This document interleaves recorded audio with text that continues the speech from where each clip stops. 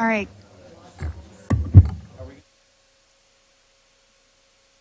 I need a motion to adjourn our 4 o'clock session. So move. Second. I second. And do you need a voice? Aye. Aye. All right. Now we will call to order our 6 o'clock meeting. And the roll has been taken. Seeing as we have a quorum, we will go ahead and proceed. I need a motion for approval of the agenda as presented. I'd like to, do you want a motion first, Melissa? To modify. Go ahead. I'd like to move to modify the consent agenda and remove section 10.20 from the consent agenda. Do we have a second for this motion? Call the question?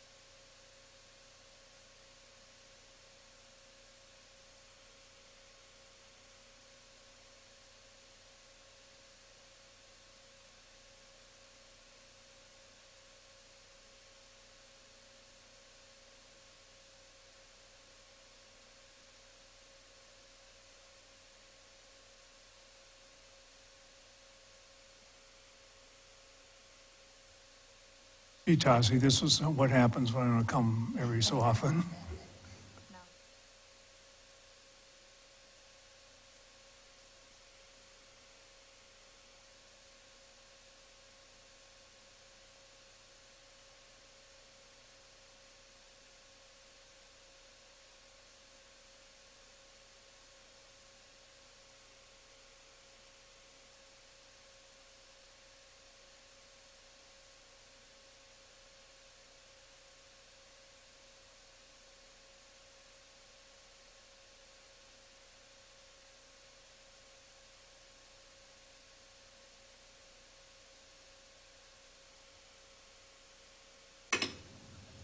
All right, motion passes.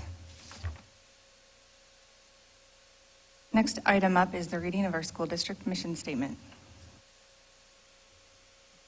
The Brookings School District prepares all learners to be confident, engaged citizens empowered to impact the ever-changing and interconnected world. All right, thank you. The next item up, this is a time for board members and administration to identify any items on the agenda that could be considered conflicts of interest. Do we have any waivers to present? We have not received any to present this evening.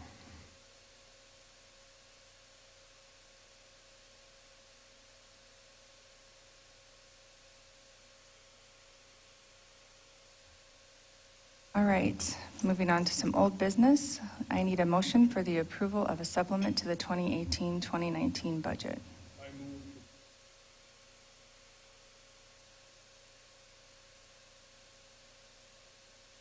Second.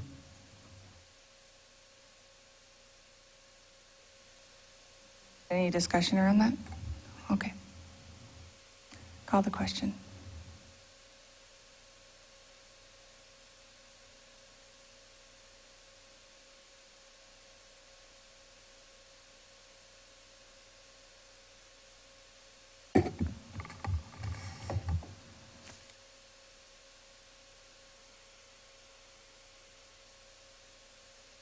Did you get your vote in?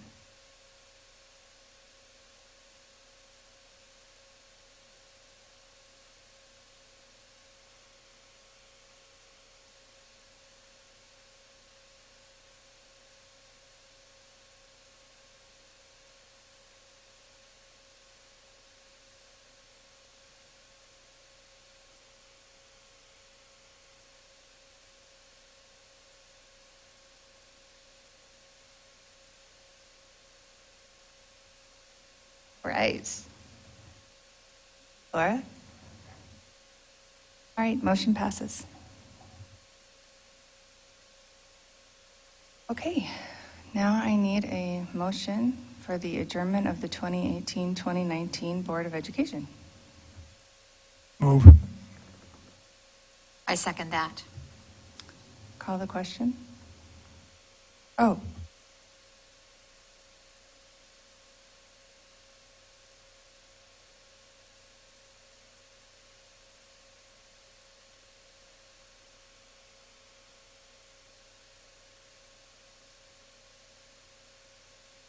As many of you might know, this is our annual meeting, and we only do this once a year, so bear with us. We have a couple extra steps tonight.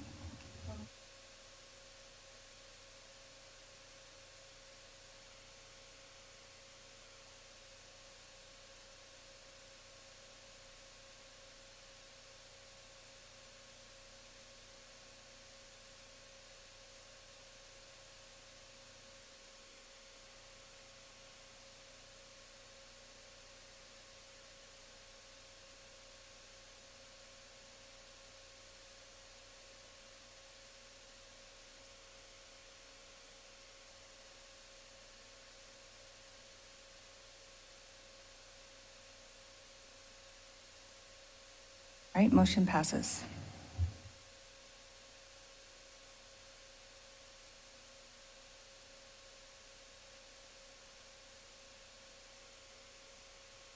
Right, I just passed out the board member oath of office. I'll read through it, and then at the very end, if the three new board members, starting with Wes, who has a 1-year term, and Vanna and Melissa both have a 3-year term.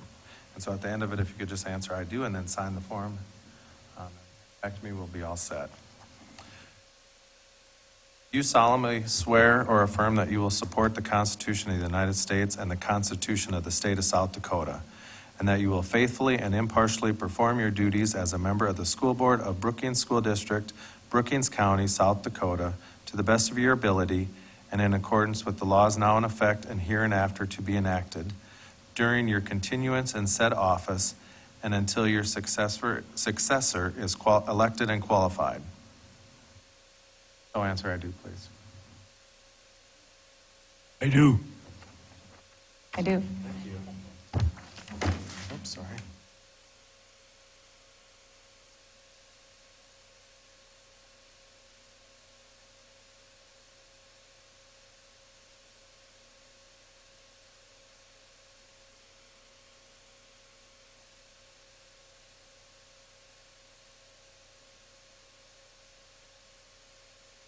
All right, board members, as this is the reorganization meeting of the school board, it's time now to convene the 2019-2020 school board. At this time, we will ask that there will be nominations called for the president of the school board. Once we have the nominations completed and the president named, the new president will assume leadership of the board.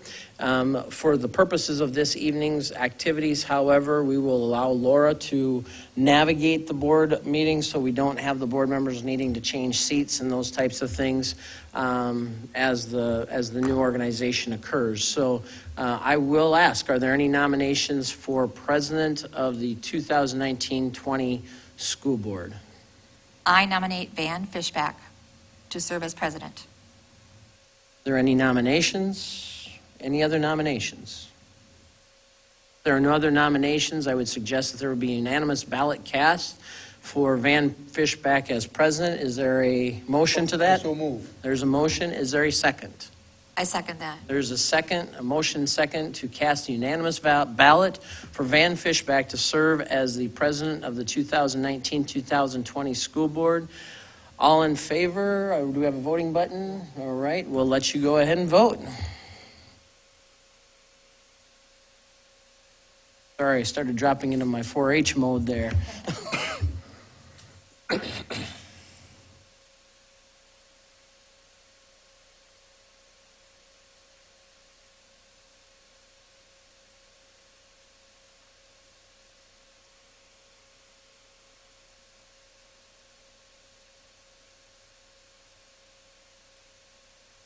A motion passes. Congratulations, Van.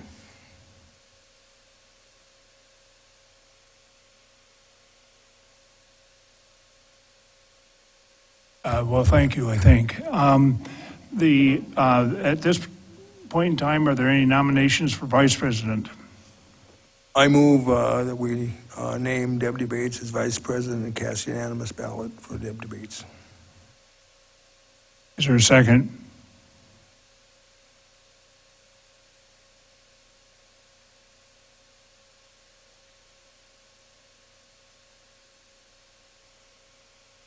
I'll second. Call the question.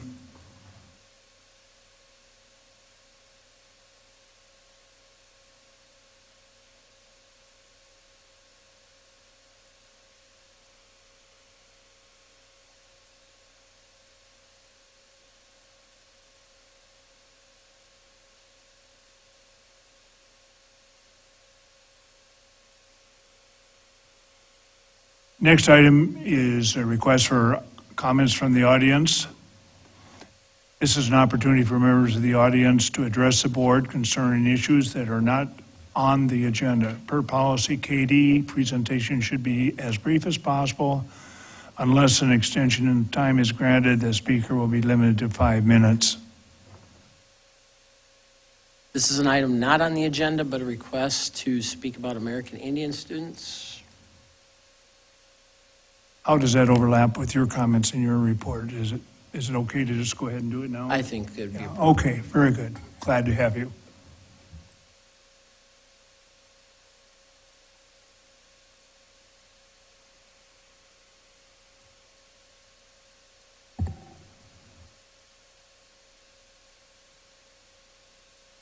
Hi. Yep, we're on, I think.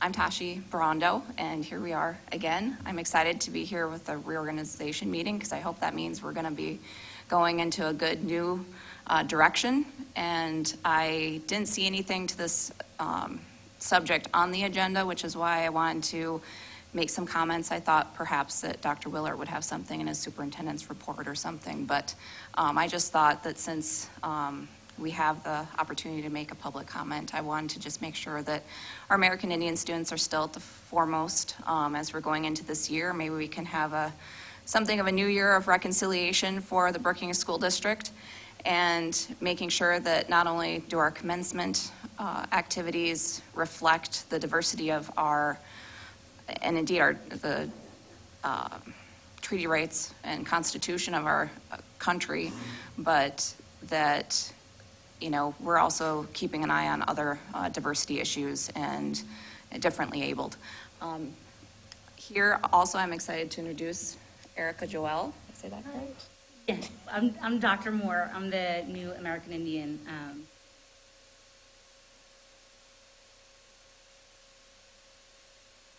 Erica's new to town. We got a chance to actually help her move in, and so we're excited to have her here. And it's just a reminder of all the good things we're doing on campus at SDSU, and we want to make sure that the Brookings School District is definitely marching into the 21st century along with all of our tribal students as well.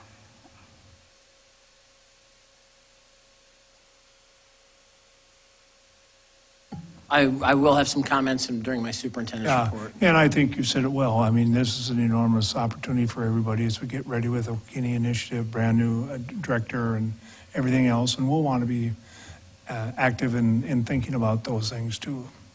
I hadn't heard anything, so that's why I wanted to make sure that, you know, we were, like I said, just staying on the right track, so. Much. Thank you. Thank you. Yeah.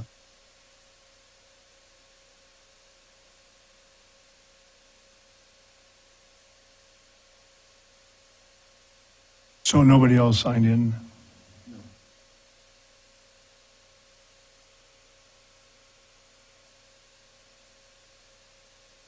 Next, we'll have a presentation from the high school.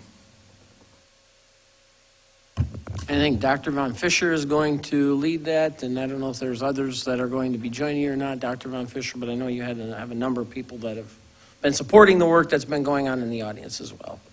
That is correct. Quite a few people who've been working on the task force been with the task force since February of this year and before. It's some ongoing conversation and some new conversations that we've had based on the opportunity from the state of South Dakota to change the graduation requirements for us. And so it opens some doors, gives us some opportunities, and I think potentially some of those opportunities were there and some are new. And so we'll talk through some of that. I do have a PowerPoint.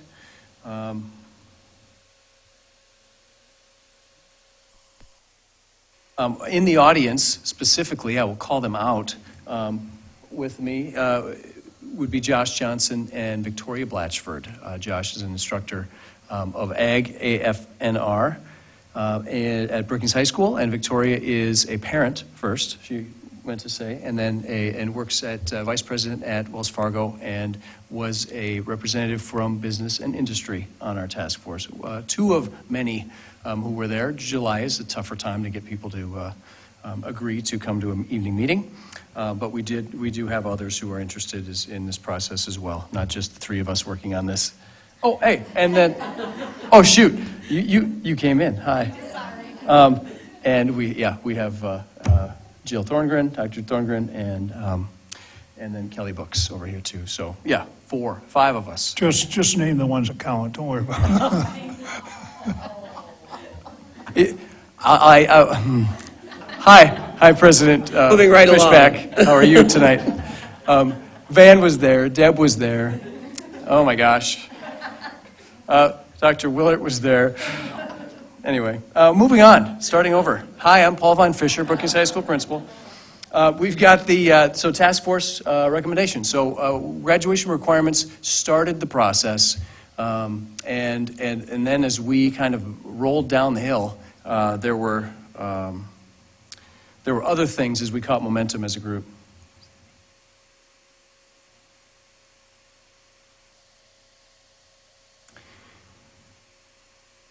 So the goals of the task force as it began was to give direction to Brookings High School.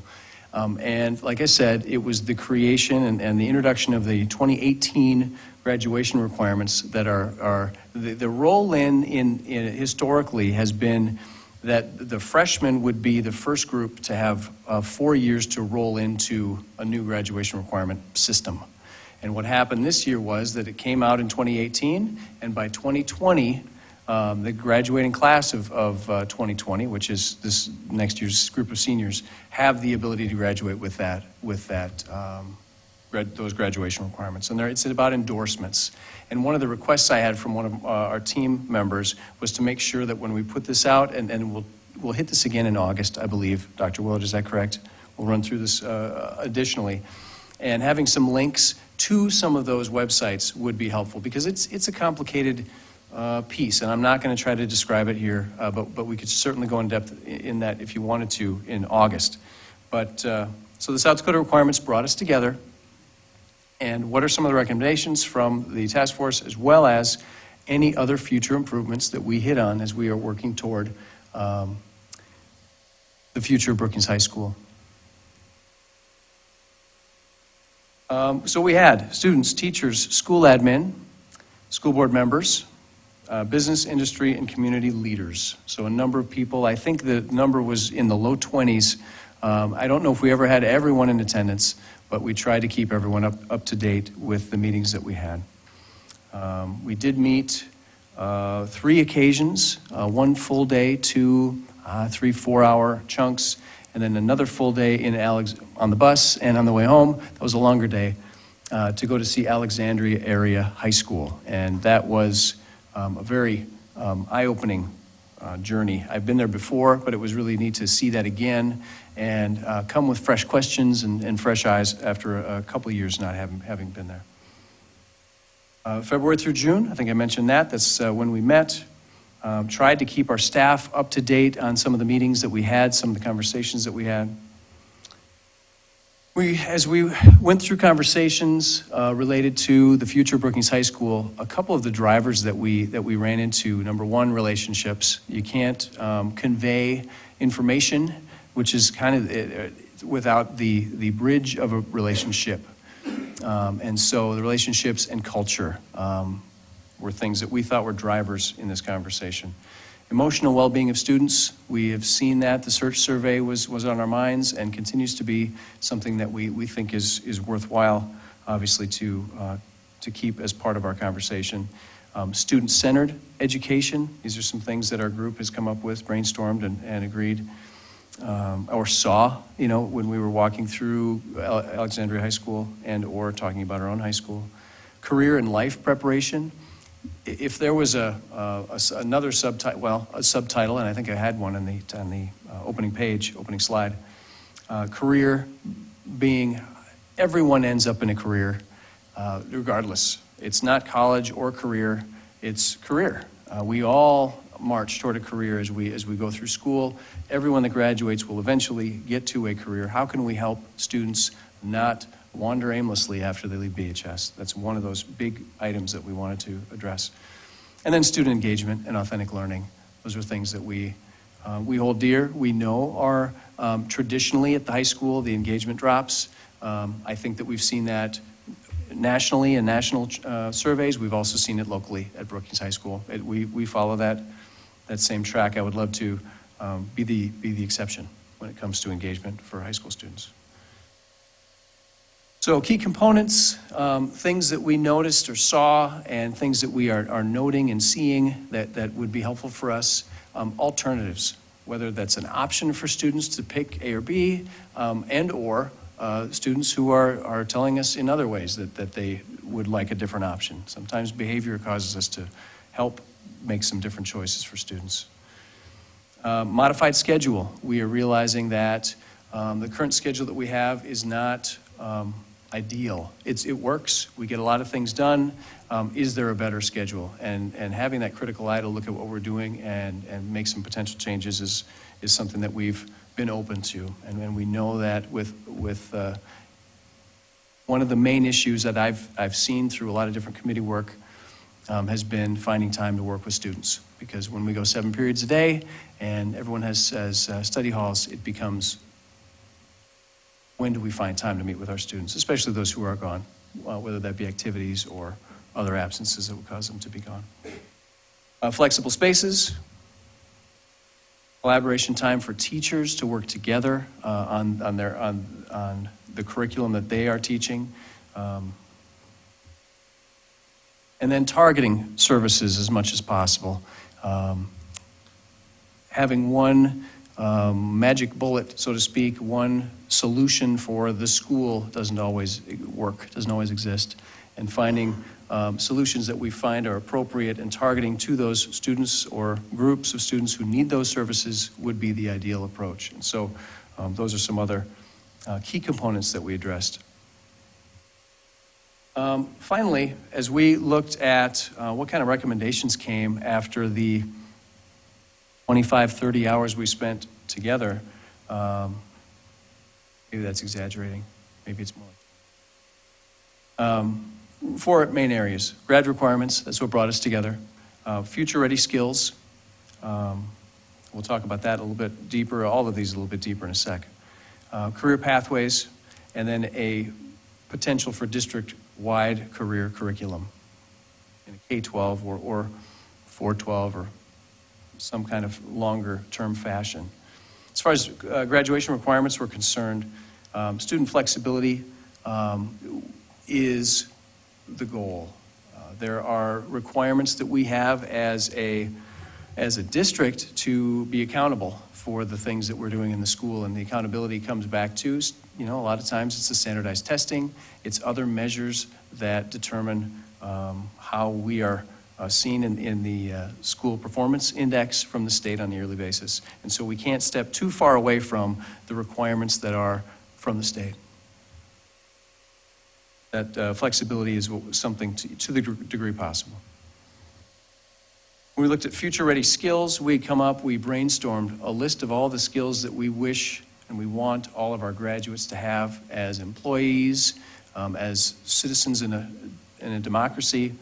And we came up with this large list. We grouped them, we worked with that list, and during the course of this conversation, we had worked with our school restructure committee and other levels, specifically elementary school, have been working with the 16 Habits of Mind. And if you haven't had a chance to see the 16 Habits of Mind, if a person, a human, were to have skill in all the areas that the 16 habits cover, I think they would be a really good human being. And that's what we are looking to help create, help provide that environment for our students.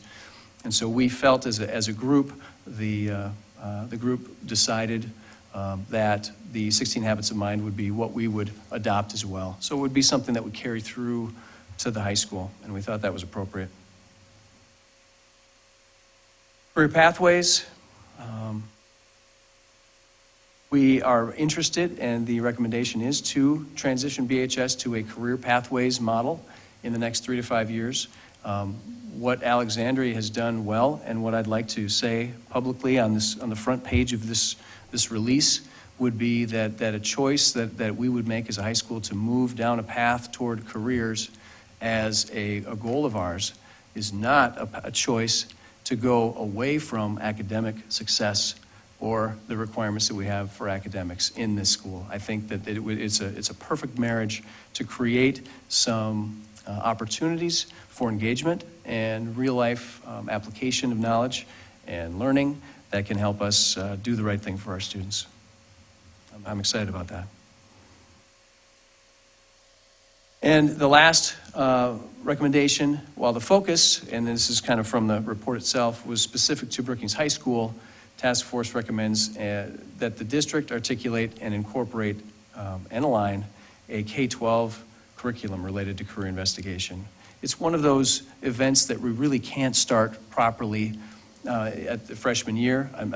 In no way am I saying that middle school or other schools aren't doing things toward careers, but I don't know if we've taken the time to be very specific and or intentional in that area. And that's not a slam. That's an opportunity for improvement. I think we can do that. That's something that we're also looking forward to.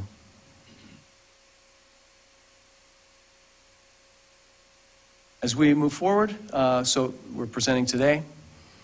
We are looking to update the recommendation. There are some graphs and some data that I'm working on and hoping to get more fully and maybe more readable to the board and the public before next month, and hopefully have a adoption of the plan and the related recommendations.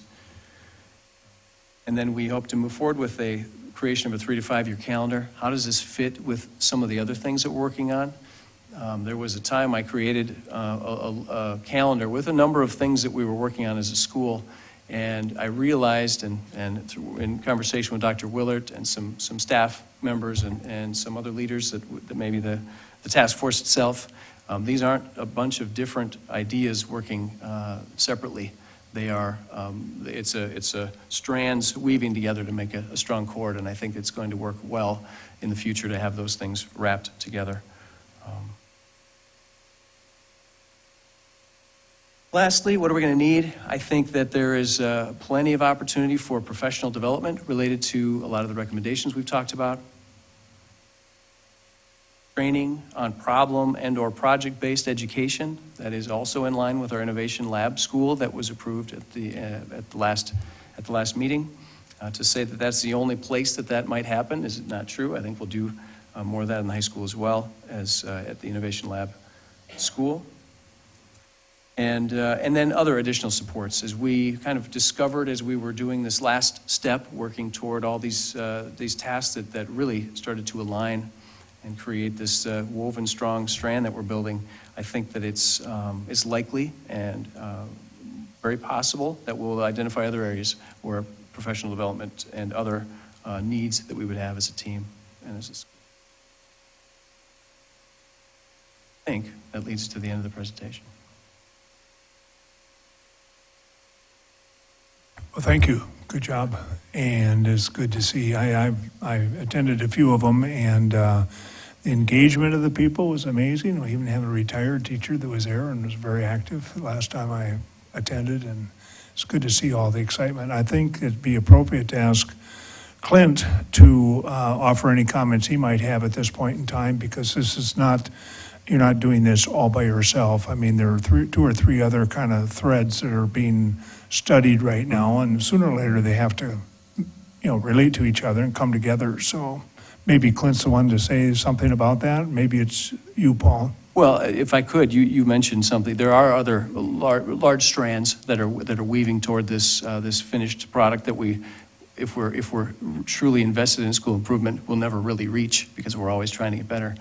But there was a time when we met as a task force, and then there was a long break of I don't know how many days it was, 60 some days, and it had a lot to do with the other pieces that were still moving in similar direction. But one of those pieces was this comprehensive needs assessment that we worked on through because of our status as a targeted services school through our state testing results in the past year.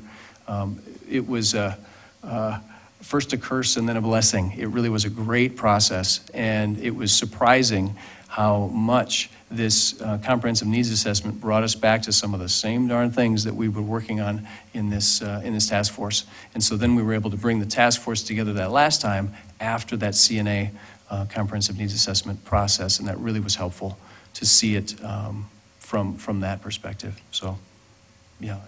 Dr. Willard, is there anything else? Yeah, again, knowing that we have a full agenda, I'll just make a couple of brief comments. And I think it would be appropriate if we would start kind of at the overarching view of our district, and that's with the mission statement that's read at the front of every school board meeting. We talk about what we want to be when we grow up. And as we look at that mission statement, it talks a lot about being an innovative school district, but yet we have a history that's very strong in terms of our academic achievements and our academic performance, and understanding that our goal is to have that level of engagement with our students so that they're taking what they're learning in the Brookings School District and applying it in a meaningful and intentional way, whether that's in immediate reference to the workforce, whether it's into a 2-year, whether it's into a 4-year, whatever the case might be, but it really is helping glean a pathway for students that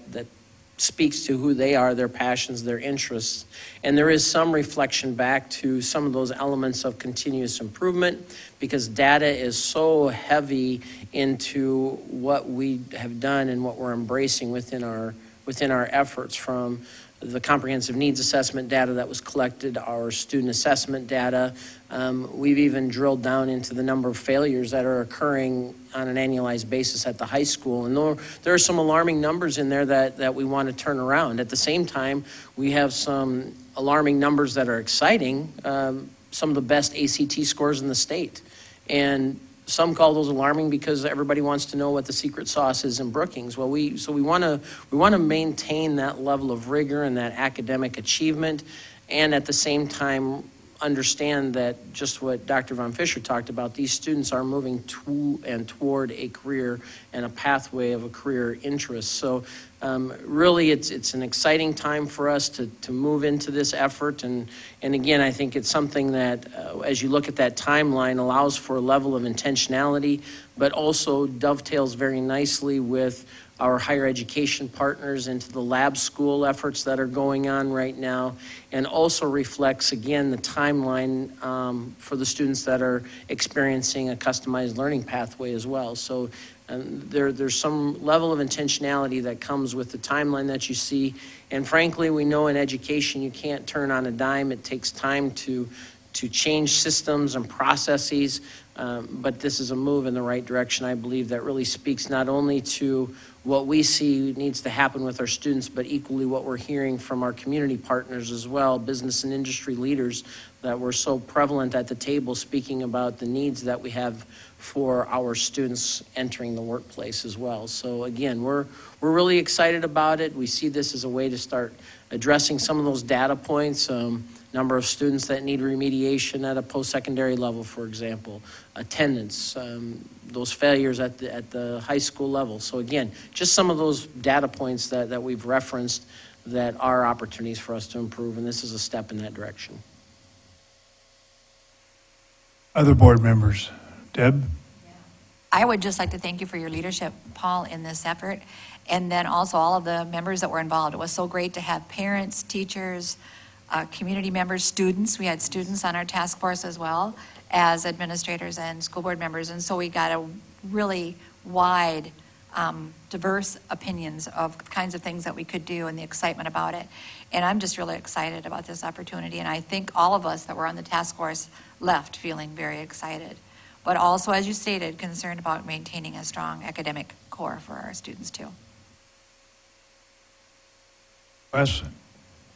At some point, do we edify it a little more on what you mean by modified schedule? Does that mean,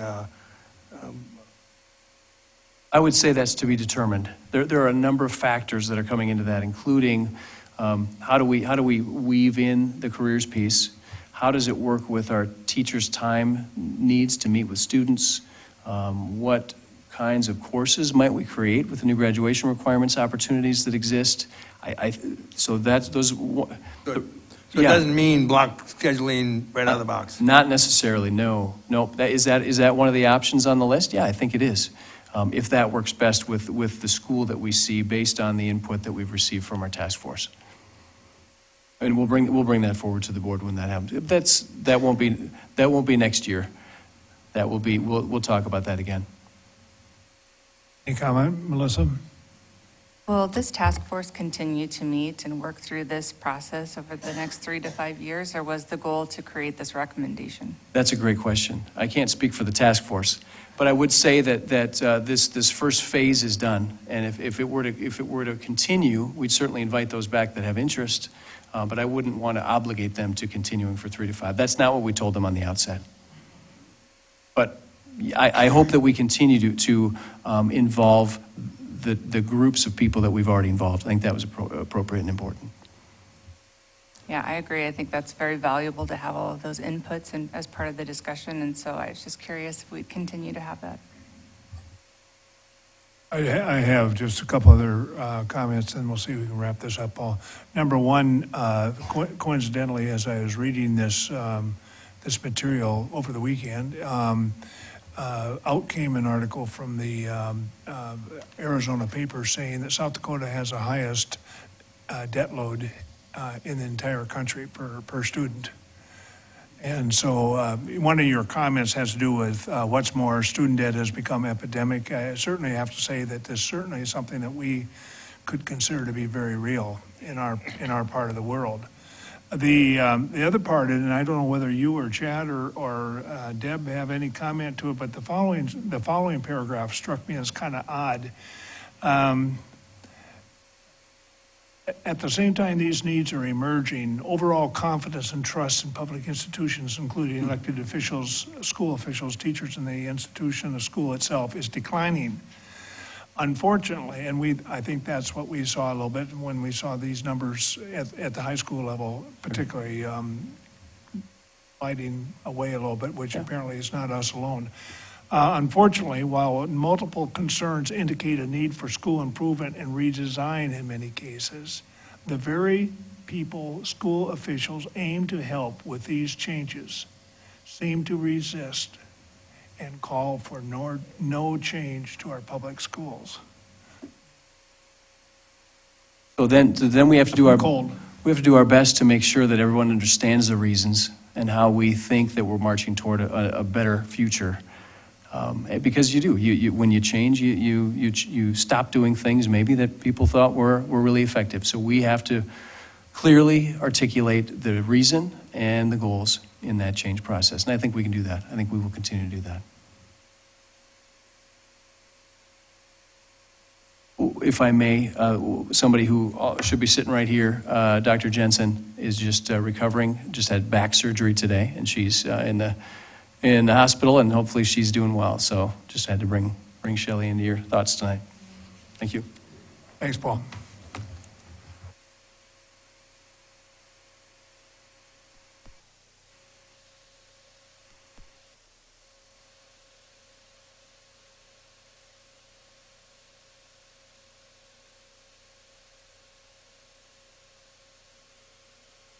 I believe now it's time to talk about the review of policy IGCB-R, virtual online course policy. Am I right, Clint?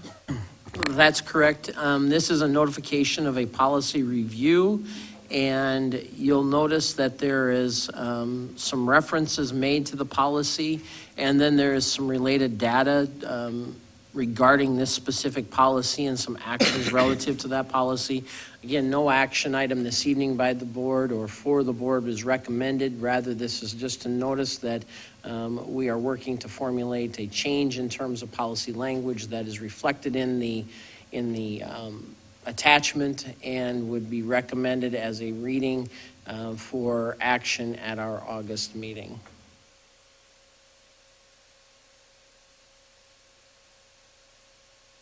How does this affect, if I might ask a question, how you envision this affecting our full-time equivalent student? It wouldn't be a change to the full-time equivalent student, no. They're still full-time students. We're just saying that if we're offering a course, an Algebra 2 course at Brookings High School, that becomes the course of choice. If you're choosing to take that course somewhere else online, for example, because it's offered in the school district, we're not going to cover the cost of that course as we have in the past. Again, you can start seeing some of the financial impact of the district relative to that. Yeah, maybe at the first reading, we can go delve into that a little more in terms of the arithmetic of FTE student count. Right. I think that's a great question. And can do we that. have any enrollment numbers for next year that are students that have already requested online courses, or is that not available I can't yet? answer that. I'll look to Paul, but it's probably better a Dr. Jensen question since Yeah, she deals mostly with probably. the schedule, but we can certainly bring that. Do you want to approach? So the online courses students register for, there are, if we did have a number, it probably wouldn't be accurate. Oftentimes, some of the reasons that students move into an online opportunity is not necessarily something you can plan for. Often. But yeah, I think when Shelley gets back, we can certainly get some fresher numbers, and/or in August we can get some updates too. Any more, Deb? Do you have anything, Melissa?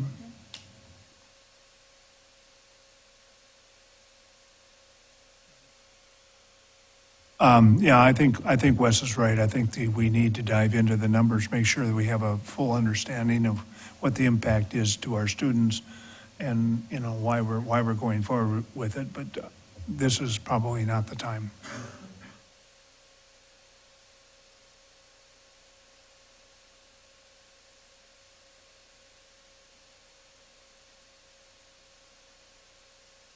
Now it's time for the board communication, performance oversight committee, facilities and construction committee. Going to deal with that as we get into the change orders and things, maybe Clint? I will say that the Facilities and Construction Committee, for those in the audience, those viewing at home, we did have at 4 o'clock this afternoon a work session of the board where they actually had the opportunity to tour the Mickelson Middle School site, and then as a follow-up to a previous presentation conducted by ATS&R, visit both Hillcrest as well as Madera Elementary Schools to see some of those items that were detailed as facility improvement needs that have been identified, both through TSP's comprehensive facility plan and then through some of the subsequent work that's occurred with ATS&R. And I envision that through the Facilities and Construction Committee, we will be working through some of those findings and ultimately bringing forward some sort of recommendations to the board for further consideration and deliberation. Policy and governance. We have a couple of policies that we've referenced. I'll talk about one in particular during my superintendent's report, but there are a couple other policies, obviously, that we're working through with that committee.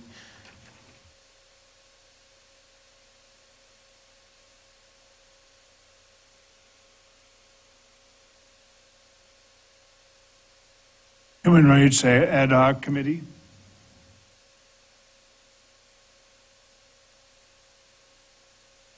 Intergovernmental Relations Ad Hoc Committee. Clint and I were fortunate to attend a meeting, a regular, basically quarterly meeting called by the mayor. Melissa, too. I beg your pardon, I'm sorry. Strike that, I start over. Melissa, Clint, and I were able to attend the meeting. And it was, I think it was it was just a normal, good meeting. We're fortunate to have President Dunn there to talk for a while. And then we heard from the city and from the Brookings Medical System and also from the county.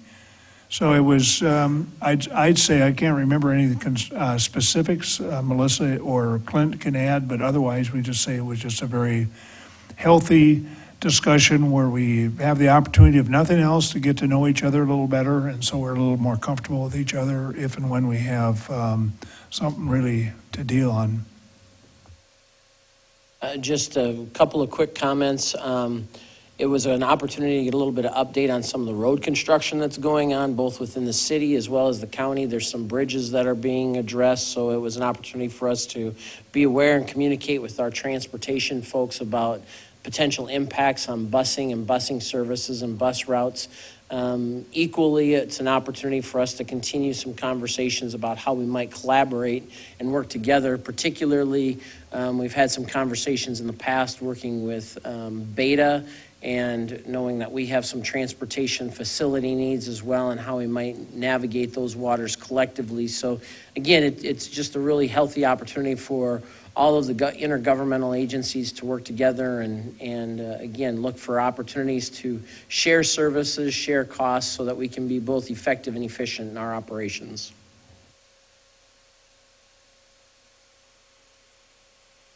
Mental Health Task Force. I know you had a big month last month. I'm We not did, sure. yeah. We shared our report, our final report, and we are in the process right now of making that an end to our task force with the recommendations that we brought forward.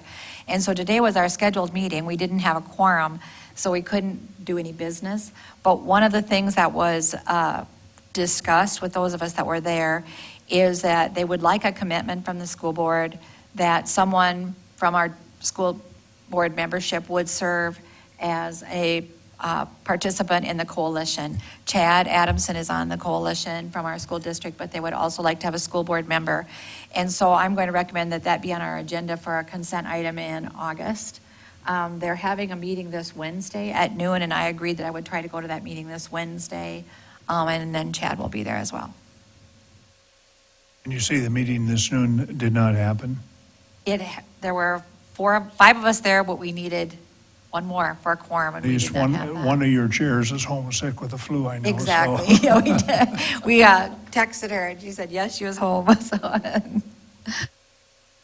Well, I think it's pretty fantastic work, so Chad, I hope you feel good about how things are going too.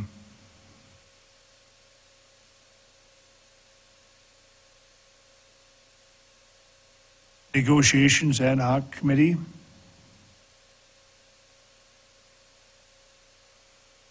School Finance Ad Hoc Committee, do we have anything to report, Wes? Well, I think we're going to see some of the product of our work since last October on the budget as we have a public hearing now this evening, and then adoption of the budget at the August meeting. So maybe some of this effort will bear fruit in terms of our financial planning for the future. Good, thanks. And finally, General Board Communications. Deb, do you have anything more for us? I think thank the board members that came to our final report for the Mental Health Task Force, and the recommendations are that, we need to have more counselors and at our schools. So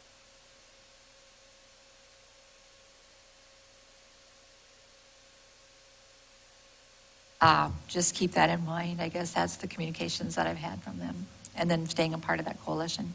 Good, thanks. Anything, Wes or Melissa? It occurs to me now for the first time, I had an article that I was going to bring and share with the board. It had to do with a new law passed by the legislature having to do with non-secret agreements that public bodies can make. And Brookings School District managed to make, not the headlines, Clint, but we were referenced. So I thought it'd be interesting for the board and anybody else that wants to see it to review it briefly. It was something that was published in the Vermillion Plain Talk because the sponsor of the bill was retired Judge Rush.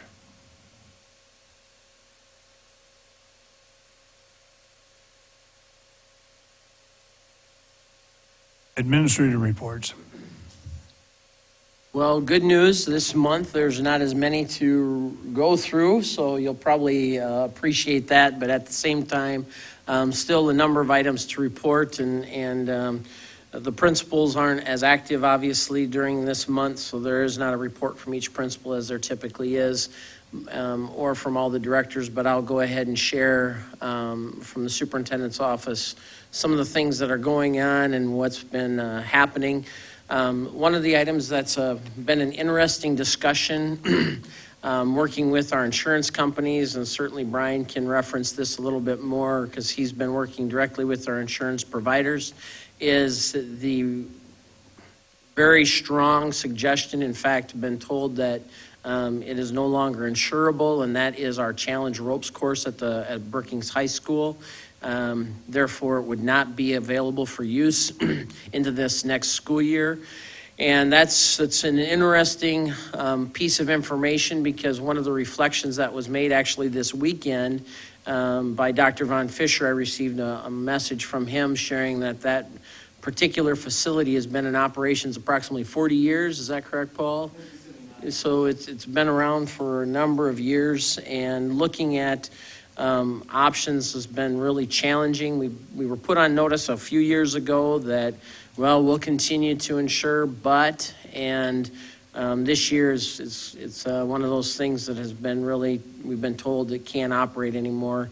Again, I'll let Brian comment during his portion of the comments later on to talk a little bit more about that, and I would just ask that you'd reserve any questions you might have for that portion. I also want to share that we have a new guest pending action by the board this evening that's with us, and hopefully after board action won't be a guest. Dr. Kevin Lean is with us this evening. We're excited to have Kevin join our team as a recommendation to serve as the Camelot principal.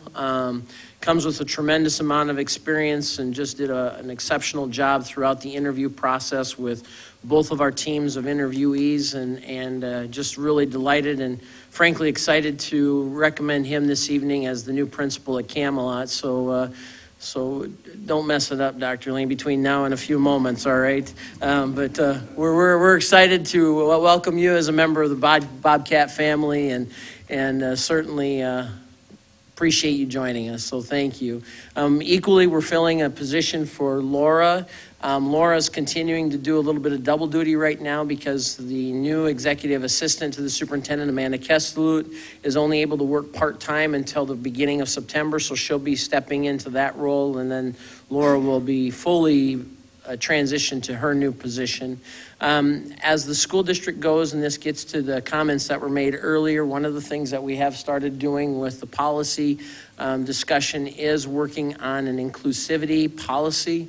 I started to develop a policy on diversity and inclusivity in the Brookings School District, and I do envision that we would advance that policy to an inclusivity committee that we have within the district. It's relatively speaking a new committee of the district. It really hasn't been formalized by the board, and that's something that I would envision that would happen, that we would get that put in place as more of a formalized committee of the board.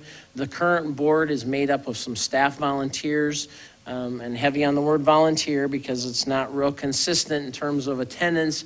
But we've started in earnest about a year ago and working to establish a more formalized role in the district. So working collectively with the policy, with that committee, and then ultimately bringing something forward as a draft piece of language potentially as early as the September school board meeting, and ensuring that we're continuing to work accordingly to reinforce inclusivity practices within the school district. Equally, we've had a couple of meetings in terms of process and procedure. Myself, Dr. Von Fisher, Dr. Jensen, reviewing some of our protocol procedures and practices at the graduation ceremony to ensure that we have all the steps taken to ensure that we're mastering the inclusivity practices that we need to as well. So again, a couple of specific actions that have occurred. The special education item, I'm going down my list, which I typically haven't in the past, but there are a few big items that I really want to emphasize. We're looking at some options of creating a relationship with the Southwest West Central Service Cooperative, which is just across the state line, and it would be an opportunity to shore up and provide some additional services that we're seeing identified within our behavior needs, specifically within the district. And we think it will also support some of those activities that were discussed. If you had the opportunity to watch or observe or listen to the hearing that occurred down at Sioux Falls with the summer study relative to special education services. So we're continuing that conversation. No recommendations at this point in time, but certainly one of those items that we're talking about. There was a Board of Regents meeting that recently occurred. I was invited to attend a Q&A session, and it was an opportunity just to talk about some of the partnerships that we have with SDSU and share with the Board of Regents the shared vision that we have within the Brookings community to work with the university collectively, and how the university is working so well with us, and not only in terms of pre-service teachers, but also thinking through, for example, the Early Learning Center, and talking about the lab school and how we can continue to capitalize on those shared interests and relationships. The school board convention is coming up. If you haven't done so already, please notify Laura and Amanda so that we can ensure that we have all those pieces put in place for registrations. We did receive on July 1, finally, the notification from the Internal Revenue Service that the 501c3 status has been granted to formalize the Brookings School District Foundation. So we're super excited about that opportunity, and we'll be looking to develop a board that will help lead the efforts of the foundation. So if you know of individuals that may have an interest or a passion or certainly some experience or expertise relative to those foundations, please let me know, and we'll certainly look to get them involved in an advisory board capacity and ultimately potentially in some sort of a formalized board role. Just for the sake of developing the foundation, we had to name an interim board, and right now that's myself, Brian, and Melissa. So we need to move beyond that, obviously. We'll be getting the survey data out to the board in the future. We have completed our second annual survey of students, staff, as well as parents. And we had quite a number of responses that have been very helpful in guiding our continuous improvement efforts. The first step will be to review that data with our continuous improvement leadership team in August, and then we'll advance that. There are going to be some differences between last year's survey and this year's survey. I think it's important to note that after we looked at the survey data from last year, we thought we'd get a little more granular with the feedback that we received by moving from a 4-point scale to a 5-point scale in terms of the responses. So again, there may be some slight but noticeable differences. And ultimately, it's just to help foster our continuous improvement efforts that we have going on within the district. And then finally, you'll see an attachment. It goes to the question that was asked for some specific details relative to the bus and the coach bus. So if you wish, you can certainly review that information, but it goes back to that action to replace the bus previously taken by the board. So stand ready for any questions that the board might have. One item that was reported last month when I was not here, and I just am curious, I don't know if it's appropriate to hear about it now, Clint, but I know Dakota Prairie was submitting its report in June and for the TSI, and I just was wondering if there were an informal, at least, update as to how that went or where we are on that. Education's riddled with acronyms, so TSI, Targeted School Improvement, I believe that's the acronym you're specifically talking about. And yes, that's similar to, or another name for, the CNA, Comprehensive Needs Assessment process referenced with the high school. And I think the Dakota Prairie staff would echo much of what you've heard Dr. Von Fisher share already, that it's been extremely beneficial. People are very happy that we embrace this process because it allowed us to dive very deeply into some very specific student achievement data, looking at some of those gaps in our achievement, particularly as it relates to achievement in certain subgroups. I know that Michelle has been active with some of those groups, so I don't know if there's anything else, Michelle, you would like to add, but I think overall it's been well received and accepted in terms of responsiveness from staff and their involvement with the continuous needs assessment or the TSI, Targeted School Improvement. Technically, does that mean that ultimately this board has to take some sort of action too, or is this something that is going on between administration and the state? That's a great question. I envision that there may be some outcomes that are recommended from the action by the team with the state that may require some board action.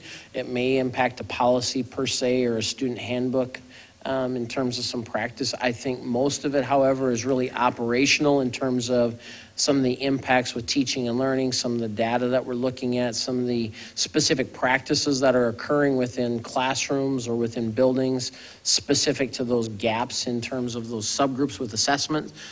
So I would be remiss if I said that there would absolutely be no requirements for the board to take action. There may be something, but primarily it's going to be a function of leadership in the building and the teachers that are working within the building. Anything else, Deb?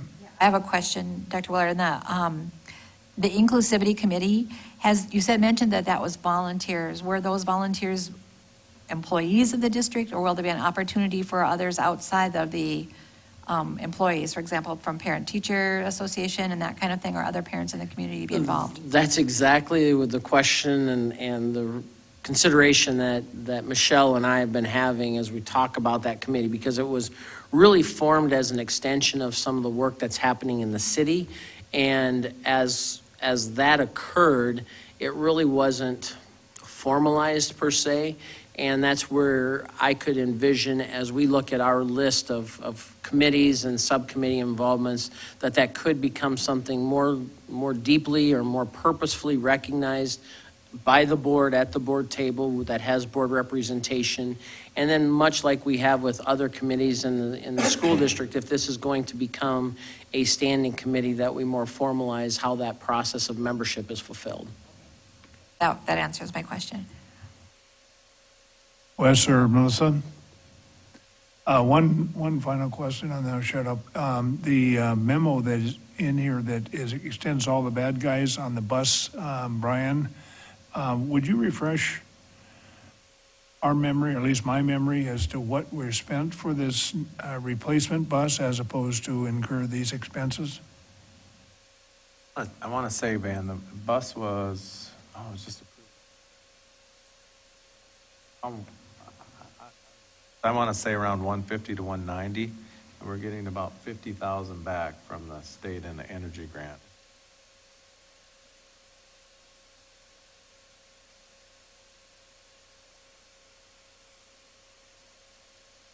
So just, therefore, just using real crude math, with that rebate, we're still paying twice as much for the bus as we are what the expenses would be that are enumerated. Is that correct? Around 50,000, yes, you are correct. Long-term decision.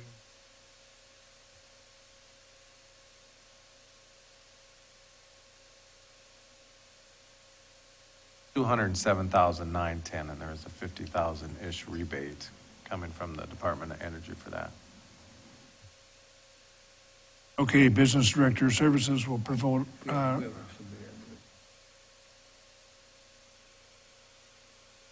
Is this on the budget hearing? Yeah, go ahead, Trish. You have to do any author?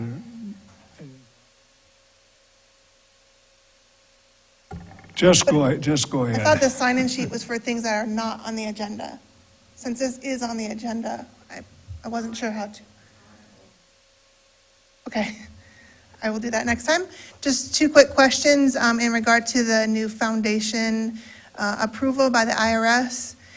I don't know what kinds of timeline or action plan there is, but as a person who led the campaign for South Dakota Day of Giving last year for 3 different groups, 2 of which brought in a little over $10,000 for programs within our school district, I just wanted to put in a plug for that event and encourage somebody to get the foundation registered, because registration has been open now. So South Dakota Day of Giving, the second annual South Dakota Day of Giving is December 3rd this year, and registration on the southdakotagivs.org website is open. And then how is it that you want people to indicate interest in helping with the foundation board? Yeah, great question. Contact our office, and we're taking the names of those that have an interest so that we can start getting that put together. But Yeah, go ahead. those are great heads up. Thanks, Trish. I appreciate that.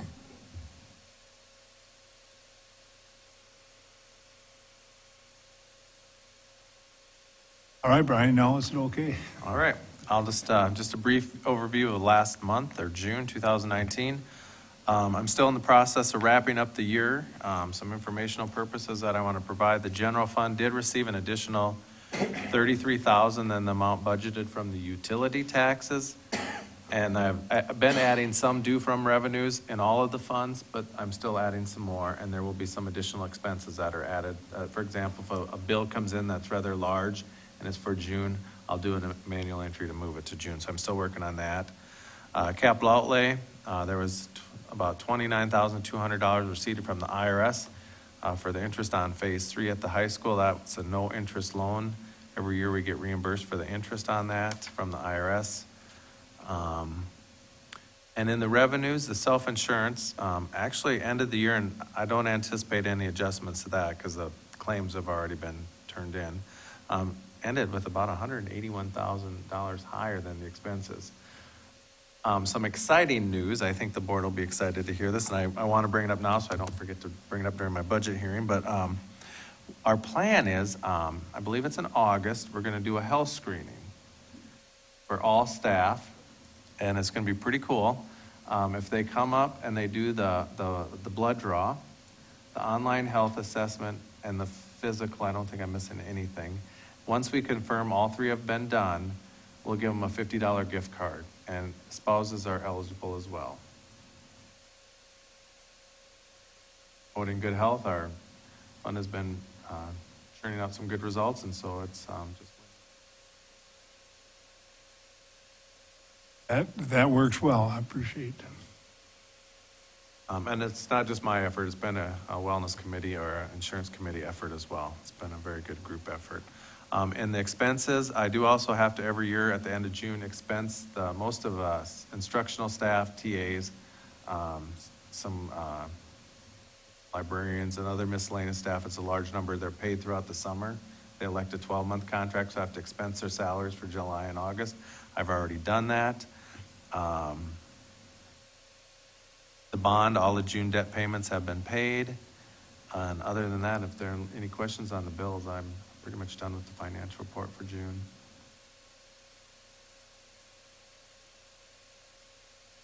Good.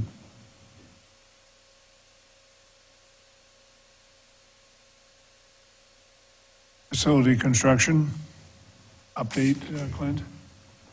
You can see the, There's one more. we skipped over Yeah, the budget hearing. budget hearing. Oh, we need to do the budget hearing, 9:13. So we cannot miss that.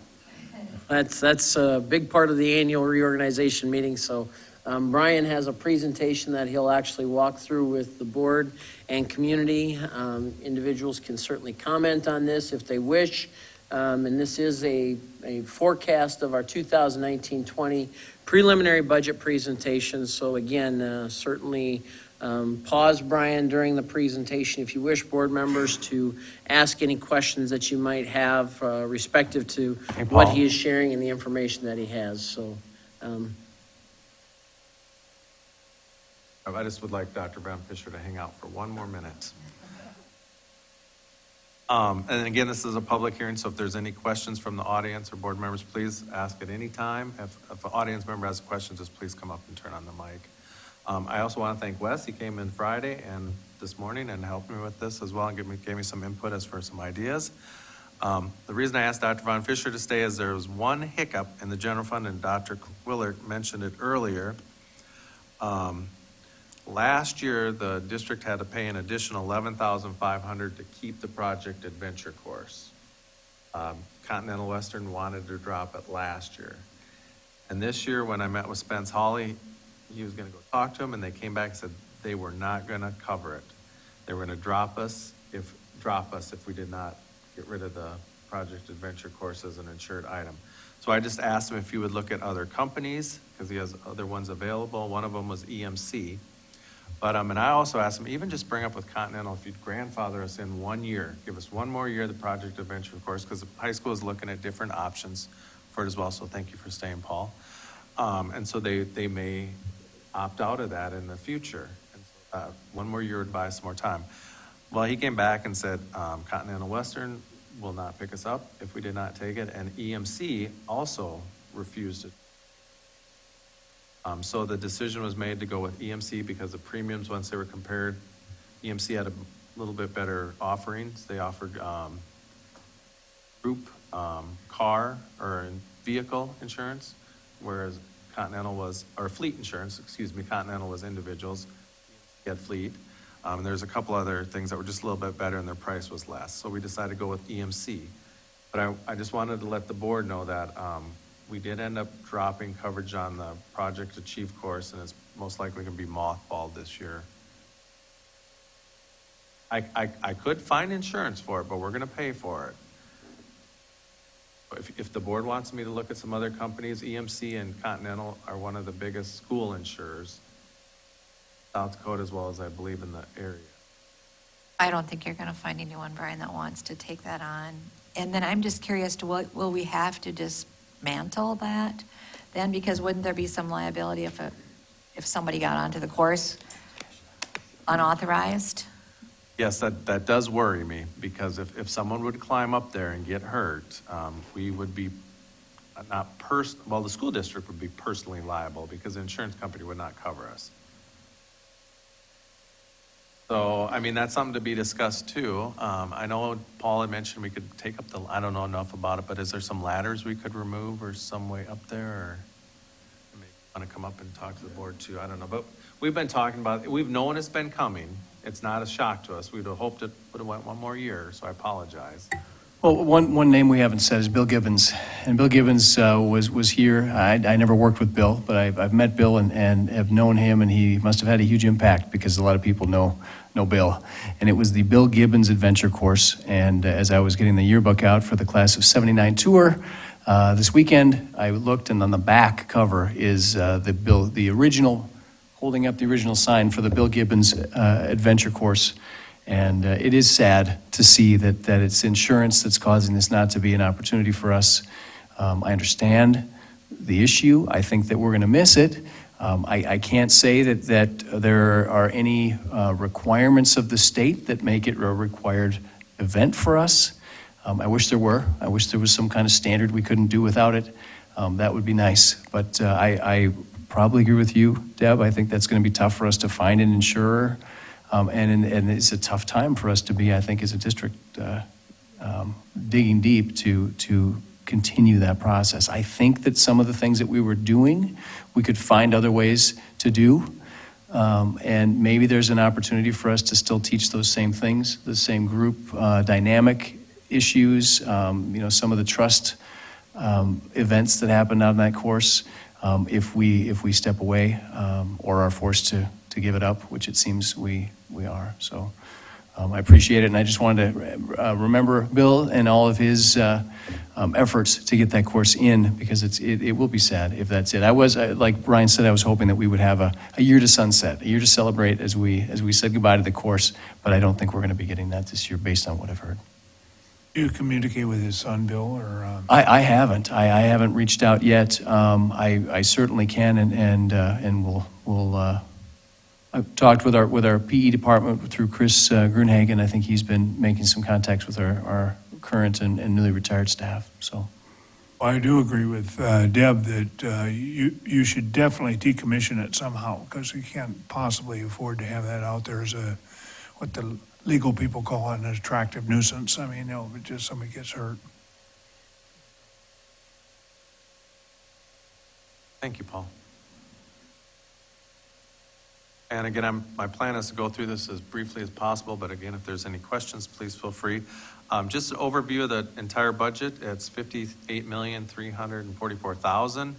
Of that, the general fund's the largest, and that's at 40%. Capital outlays 9%, special education 10%. Capital projects is 26%, and that'll be dwindling down because it'll finish up at the end of next fall. Bond redemptions 2%. For the K-3, the 4-5 building, Camelot's at 1%. Child nutrition is estimated at 3%, and of course the enterprise, because it's such a small amount, is 0%, and the self-insurance is 9%. Just for informational purposes on the general fund, our ending June 30th balance last year at this time was $4,044,000. Right now the budget's $23,453,000. I anticipate and believe that will change, because I'm still putting in some new staff and looking at the utility expenses, how they ended the year with, the cost versus budget. Right now in this budget, there's a use of fund balance of $266,790,000. That number will change as well. The growth is 16 students, that's 92,000. That number will not change. That's the number the board has set using a prior 3-year average. Estimated increases for staff, insurance, and utilities will be in there. Some of them already are, but I'm reviewing them. And we have a transfer in from capital outlay fund this year of $200,000. As it's been discussed, next year it'll be dropped to $100,000. And so we'll have to make adjustments for that next year as well. We also have adjusted for initially last year when we drew up our budget, we had estimated that we're gonna have 50 additional students.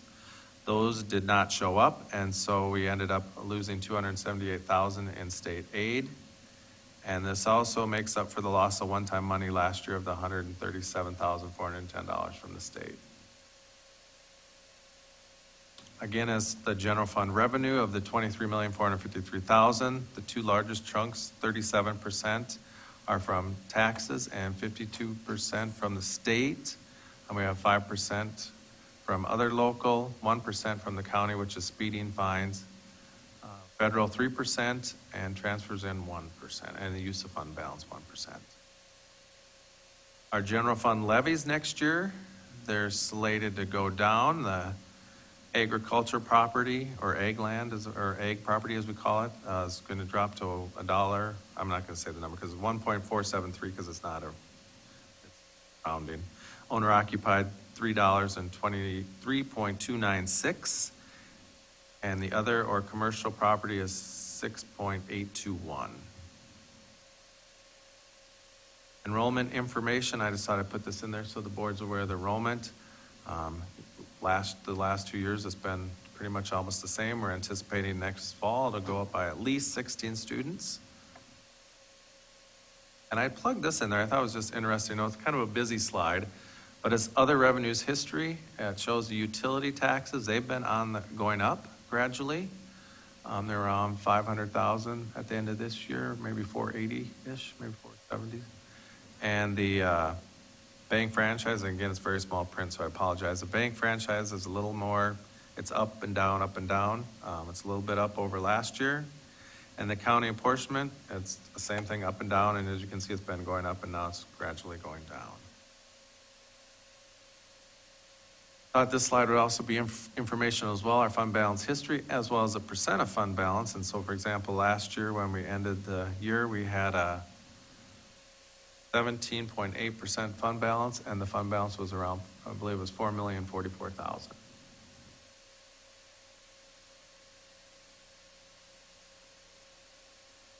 Questions so far? Capital outlay. As of June 30 last year at this time, the capital outlay ended the year at $2,049,000. The budget's $5,291,500. It does include federal reimbursement, as I mentioned earlier, for the Phase 3 at the high school. We get money back every year on the interest for those school construction bonds. It includes $80,000 for the reimbursement for the, I should say bus purchases, excuse me, from the state for $80,000, and a transfer to the general fund for $200,000.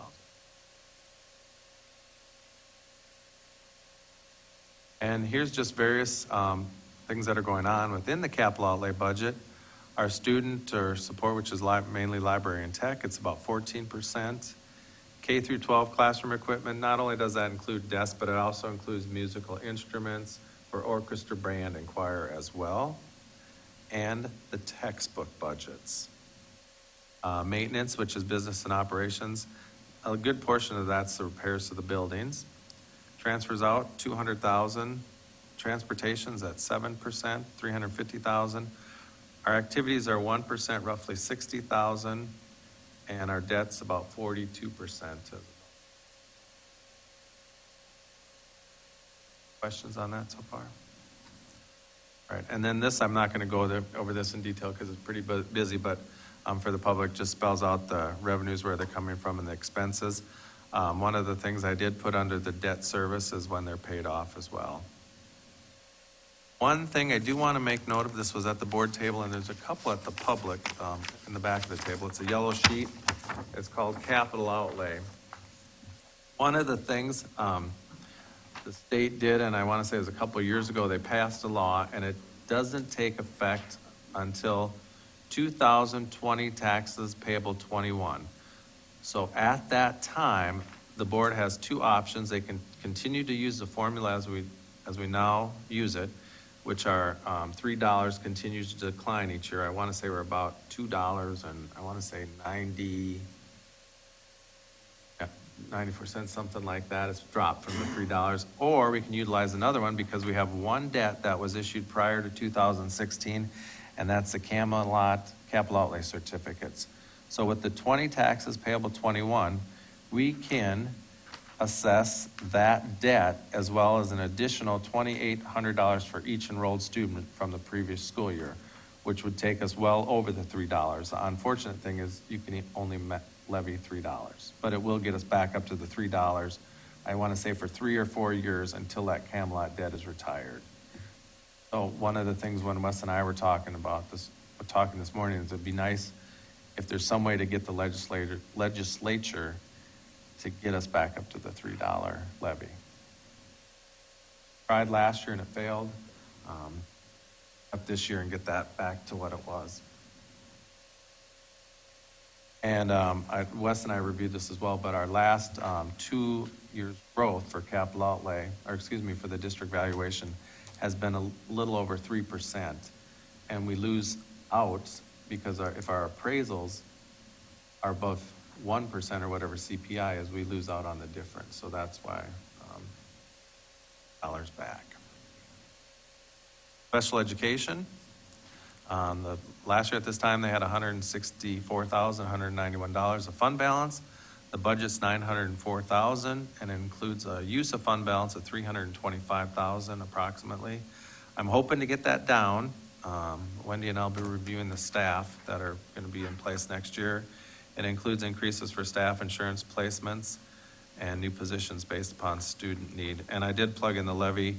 This levy's going up. It was last year, it was $1.567, and it's going to be 1.616.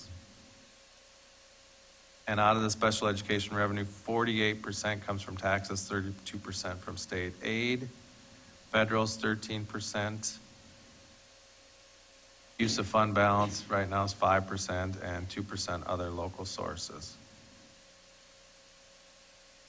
2 bond redemptions, this will be very quick. We have 2 of them in place, Dakota Prairie. Last year, the fund balance was around $15 million. It'll be significantly less this year, as $14.5 million of that was in escrow, and that's been paid off. The budget's $1,087,500. And I apologize, I was going to put when the final payment was, and I did not get that in there. I'll add that in August. Same thing with the Camelot bond. The fund balance was $178,000, budget's $531,500. Capital projects, it's for the middle school. I'm anticipating it'll be about $15 million. The completion date will be approximately fall of 2020. So there will be one more budget for the capital projects for next year, finishing up the middle school addition. Other funds, I'm still working on the food service budget.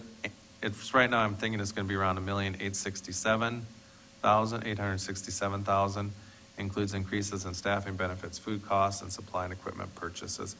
I'm also in the process doing it for this past year, 18-19. I haven't done it yet because the fund balance is large in the state, so we need to spend it down. We're going to transfer $50,000 out, and that's why in the supplement, there was a supplement for food service to transfer out $50,000. I'll be moving that to capital projects to help pay for some of the food service equipment out of the middle school addition and renovation. The enterprise fund is $130,000 approximately. It includes driver's ed, ACT prep, summer camp revenue, one-to-one accident insurance, and advanced placement revenue. We also have the self-insurance fund, and that's right now at $5,079,000. One of the last things, and this is some stuff Wes and I talked about this morning, we just wanted to let the public know that the board's been discussing future meetings, future budgets and how they impact the district at the following meeting dates, which were October 9th, November 12th, March 18th, April 8th, May 13th, and May 30th, and it will continue to be an ongoing discussion at the future meetings, particularly August. And some of our ongoing discussions as ad hoc finance and the district are the fund balance projections, average teacher salaries, capital outlay revenue sources, and the Mickelson Middle School construction progress. Wes or Van, do you have anything you want to add to that, or is that covered? Just back to the 16 student growth, if you recall, that's average that we used, kind of converting to a new policy or a new practice, I guess would be better, taking the last 3 years. So it'd be fiscal year 19, 18, and 17. What actually happened, growth in fiscal 17, pretty level in 19, 18, and 19. That's where the 16 comes from. And Brian and I, we did the arithmetic, and so we're comfortable with that 16 number. And and to kind of communicate that it was just pulled out of the air, it's kind of following a practice. So future practice, we hope, will work long term for the district, and not guessing what the growth might be. And if the growth of students next fall is beyond that, and we have to amend the budget or add some support system for additional students, we can do that budget amount based upon a practice. Other than that, we're at the end unless there were any questions.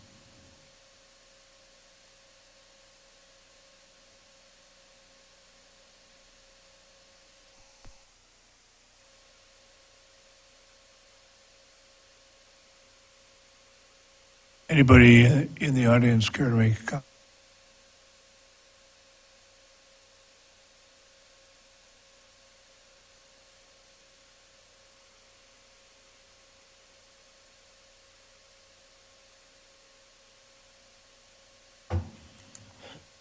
So now, Laura, can I go to whatever I was trying to go to? Okay. That's the facility update.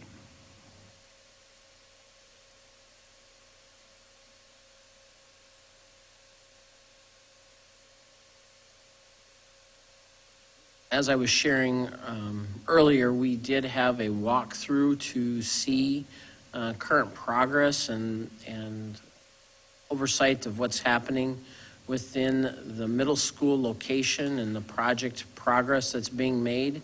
As I shared this morning on my Monday memo comments, there are some delays that have occurred as a result of the weather that will probably impact more than likely the front entrance of the building and the accessibility to the front entrance. The good news is we will have the north entrance available, and that's where we anticipate as the school year starts, we'll have the pickup and drop-off location for students. And equally good news is that is a surfaced parking area now. It is no longer the gravel lot that it was and the mess that came with it, which is music to everybody's ears, including a staff member, not to be mentioned, who parked his car, and as the day progressed and the ground thawed, the car slowly sunk into its axles. But again, we're really excited to see the progress that's occurring. You can see the space defined within the location. So we're really excited about that. So as you can see in the report, that's referenced Bid Pack 2. That's the south classrooms and the administration area. That's the work that we're talking about. There's another corridor that's being constructed as part of the new addition, so it'll be a dual corridor building with one single cross corridor that will help facilitate student movement throughout the building. Bid Pack 3, that's more of the north side of the building and the type of activities that are occurring there, as well as a receiving area that's happening. That includes as well the remodeling of the former administration area. That's going to become a specific targeted special education area for some of the programming needs that we have identified within the district. And then Bid Package 4, that includes some milling and resurfacing and overlaying of the pavement. So that's going to occur. However, that's delayed a little bit again relative to that front entrance being delayed. So all in all, we've been given assurances by our contractor that the classroom spaces will be ready for the start of school, and we'll be able to navigate the building accordingly. I know that that's one of those things that we're continuing to monitor every single day, and with construction meeting updates that we have every other week with our architects being led by the architectural firm ATS&R. So again, I hope it was a beneficial experience for the board members and those that came along to get their eyes on the project, to see the developments that are occurring. And then finally, with the construction updates, we did have the opportunity as well, as I mentioned earlier, for board members to walk through tonight both the Hillcrest building as well as the Maderi building, to see some of the items that have been referenced in the previous presentation on some of the mechanical items that need to be updated, roofing discussions, some of those various elements that occur with our boiling systems. So again, I envision that we'll convene the subcommittee, the facility subcommittee of the board, along with administration from each of those respective buildings, and talk about how we envision moving forward in conjunction with some of the information that Brian shared earlier with our capital outlay discussion. So certainly a lot of work to do going forward, and we're excited about the progress that we've seen thus far.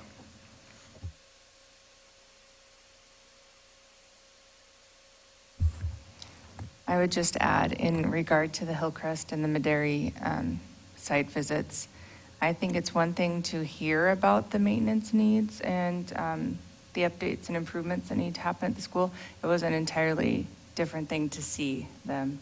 So I really appreciated the opportunity to go through those schools, and we certainly have a lot to discuss moving forward and how we're going to address those needs.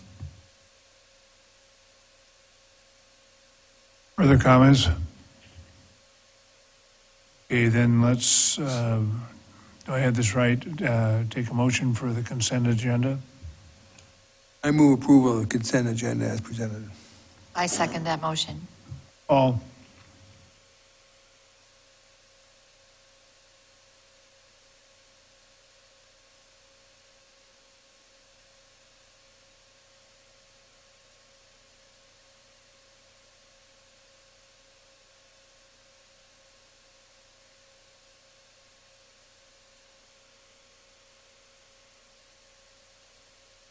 Okay, pass.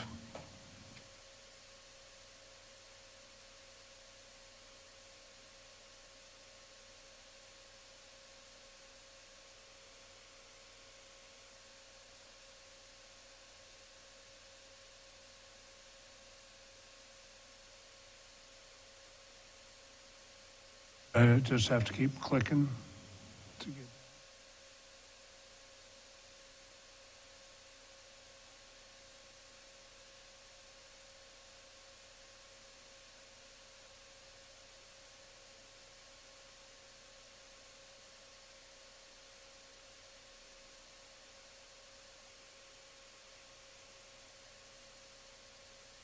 Is there,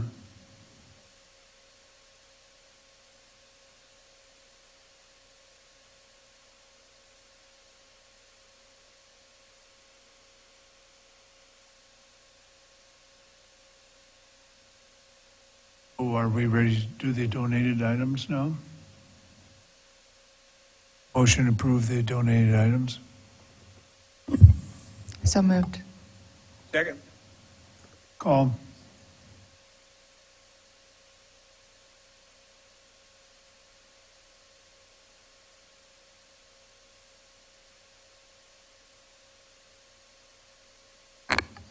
As you approve, just for the Yes. sake of those at home listening and those in the audience, approximately $600 of donations to a variety of our buildings. And again, just really appreciate all the support that we have.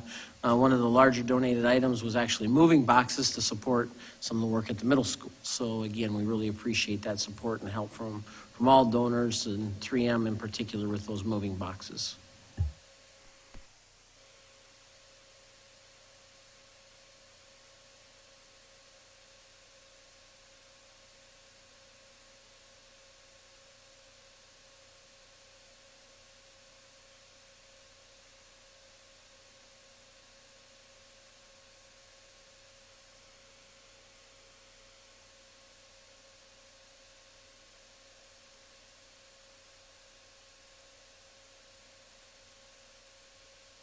The action is to approve the First Bank.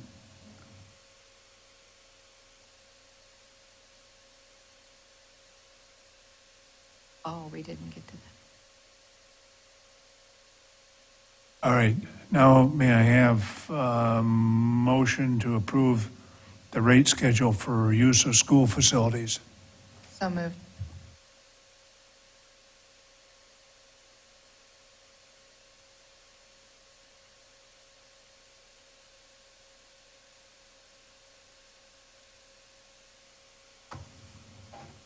Okay, now what was, if there's no second, there's, I'll second that. I'm oh, sorry.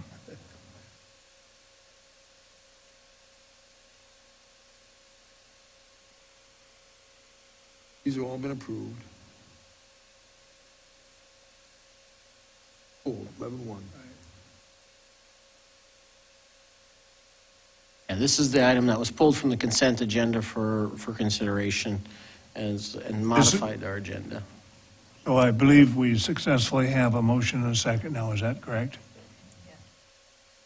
Does anybody want to speak to the motion or just me? I'll go ahead then.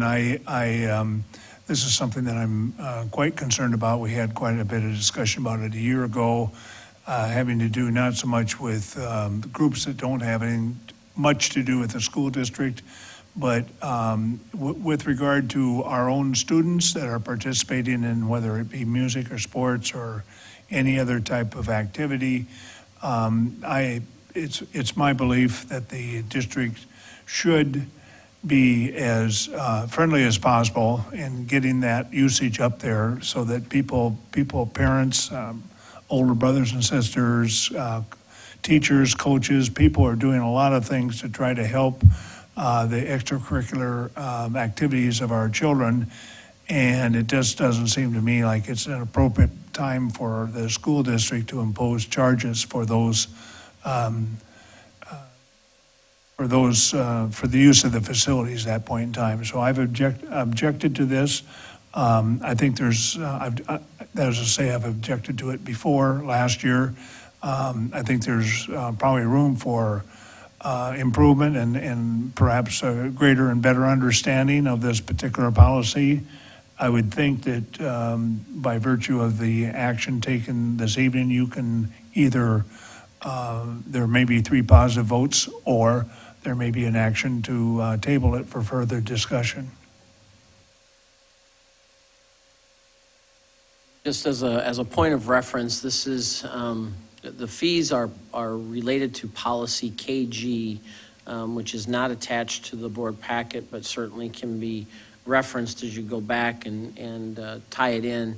Part of the policy talks about the fees being updated and approved on an annualized basis, and that's why you see it as a listed item on your consent agenda item this evening is it fits with that whole policy structure that states that they'll be updated on an annualized basis by the board. The fee structure is not changed from what it was last year. It's the same. And some of those numbers have been built in collaboration with some discussions between the city parks and recs and the school district. But certainly if there's a desire to table and have more information and a greater explanation or discussion about some of the implications, we certainly can do that until another meeting. It's up to the- Dr. Willard, how are those groups determined?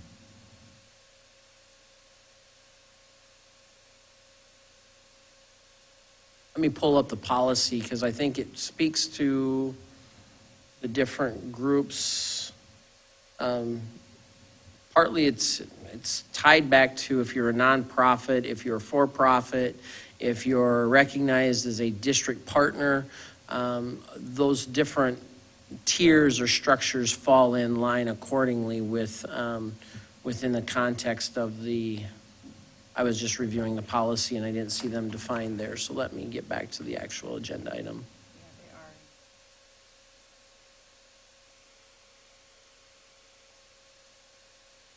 Well, there's certainly, Mr. Chair, there's certainly time between now and the August meeting to clarify and have superintendent and the board chair and vice chair work through some improvements or clarification. And so with that, if you would take my motion, although really it's not right to speak and then take a motion, but if you'll accept my motion, I move we defer this to the August meeting. Okay, now do I look for a second to that, Matt, or what do I do? You could make a friendly amendment since you were the original motion maker, I believe, right? He was. It's okay with Melissa.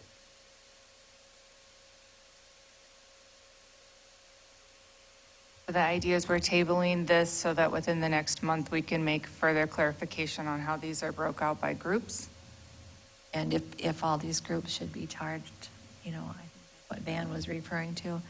And, I have mixed feelings on it, so I would like some more clarification. The school, the school building belongs to the citizens of our city and our district. So I think it would be good to look at that maybe. Yeah, and we can bring more details. Part of what goes into the fees, obviously, is the cost for the Right. maintenance and the facility Yeah, care and custodians, that kind of thing. custodial I totally get services. that. Yeah, Mhm. those are some So of just the a costs, clarification so. of all those things would be very helpful, I think. Yeah, and that's an example of where I was kind of got stumbled around because in some places I saw that there was a rate plus a fee for services. And then other times I was told that covers the services. So that's why it might be good to straighten it out. And I don't mean to pick on you, Kevin, like a piece of fresh meat, but I'm sure that you have had plenty of experience knowing how to deal with these things. You might even have some ideas to how other districts handle it, to try to help strengthen the opportunity for our own children without necessarily giving it away to the outside.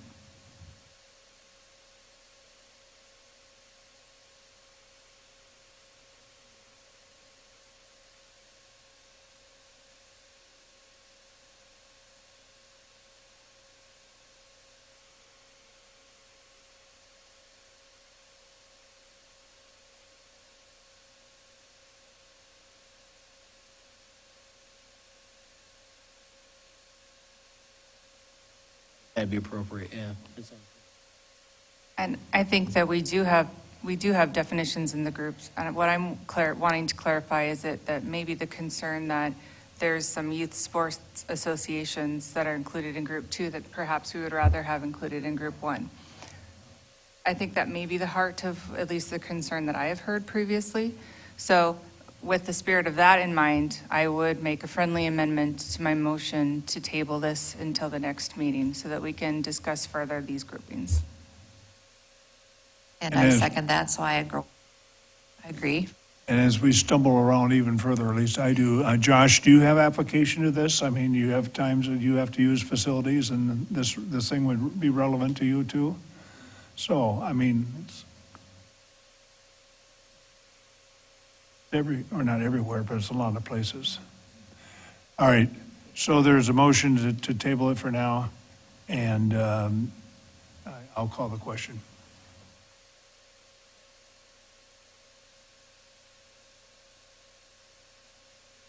A yes vote would be to table, that's correct. Okay, pass. What's next, Laura? Didn't we do that last month or 2 months ago?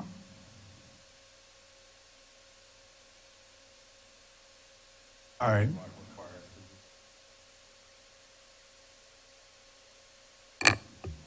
So I guess we need a motion. I move approval of Bank and Trust as official depository of the district. I second that. Call.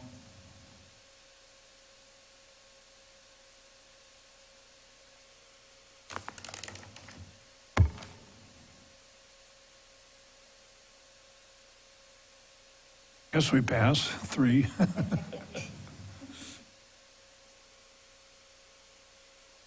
Approval of Reinhardt Food Service for the 1920 prime vendor contract. So moved. Second.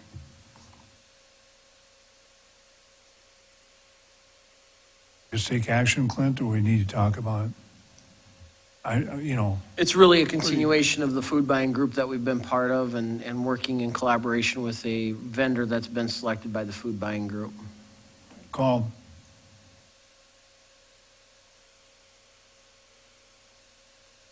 There's no significant changes from last year.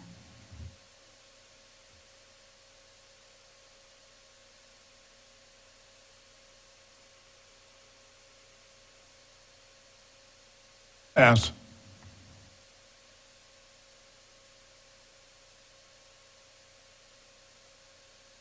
Approval of the 2019-2020 classified handbook. So moved. Second. Want me to cover the changes quick, man? They're very brief.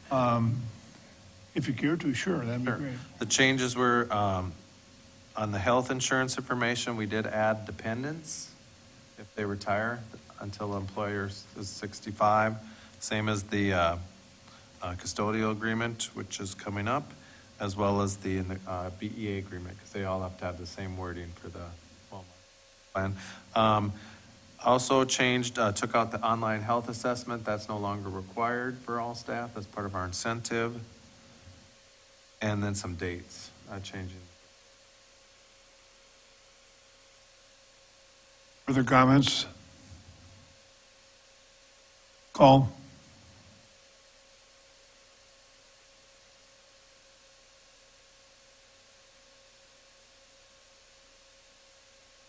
Pass.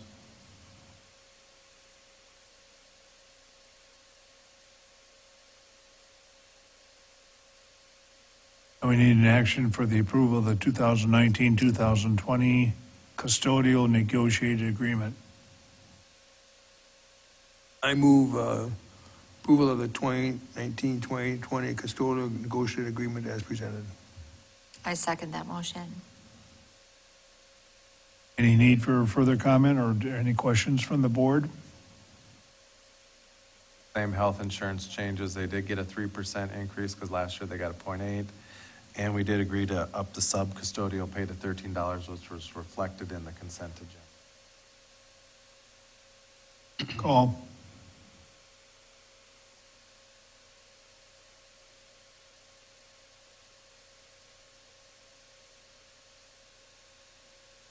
Pass.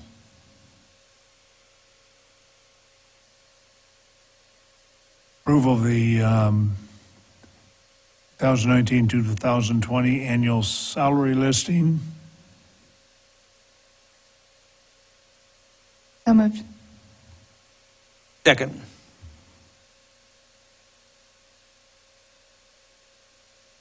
Call.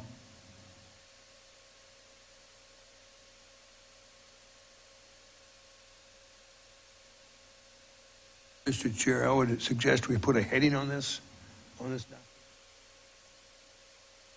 Title.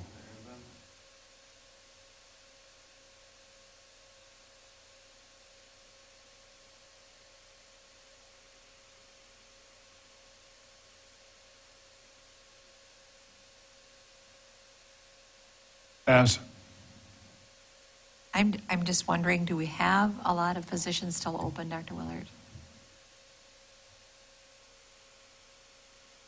Not a lot. I think we maybe have 2 classroom teachers is what comes to mind, yeah.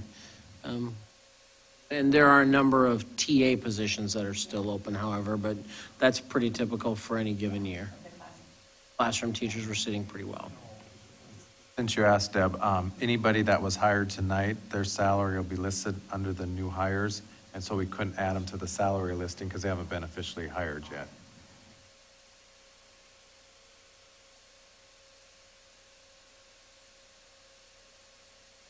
Next, we have action to approve the MOU for 2019-2020 School Resource Officer Services.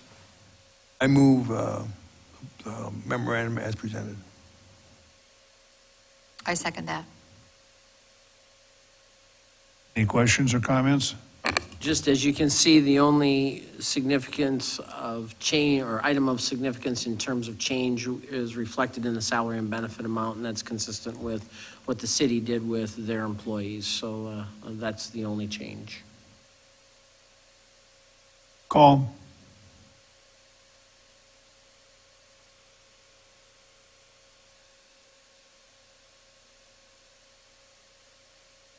Pass.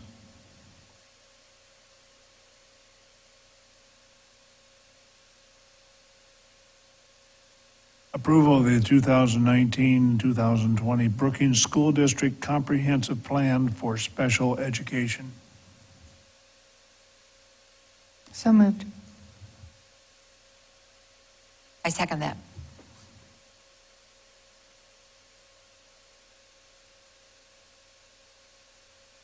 Need any further comment, Clint, or should we just go on? Just comment that this is an annualized process. It details how we proceed with addressing special education services and needs within the Brookings School District. Our plan was approved previously by the state, and therefore there's not a need to make any major changes or revisions. As you'll note, it's a date and title change within the plan to reflect the new year, and the change in title connected to our change in our organizational chart, and those are the fundamental changes. Otherwise, everything as it has been in the past and will continue until we have our next big program review, and there may be some required changes then to reflect state law. But at this point in time, it's very minor changes for the 1920 school year.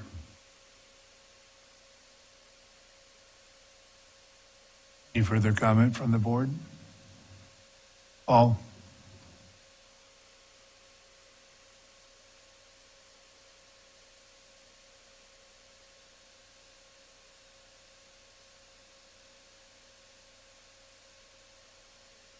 Pass.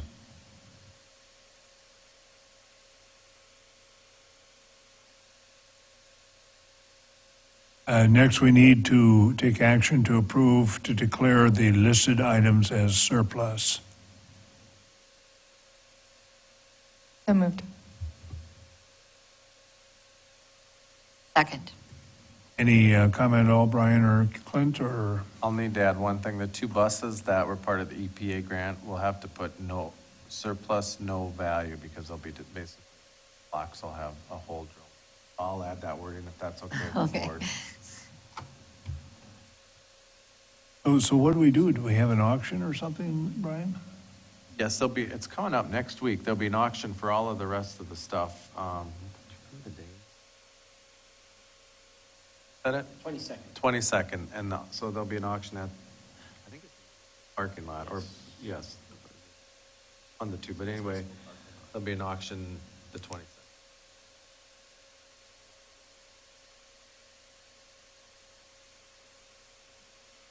Call.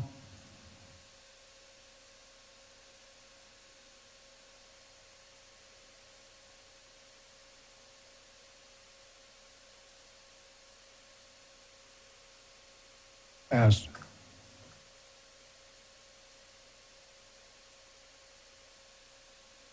Next is a motion to authorize the disposal of the surplus items by the appropriate means.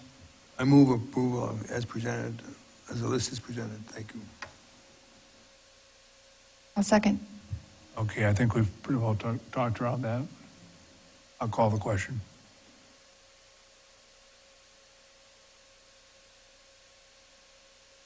Pass.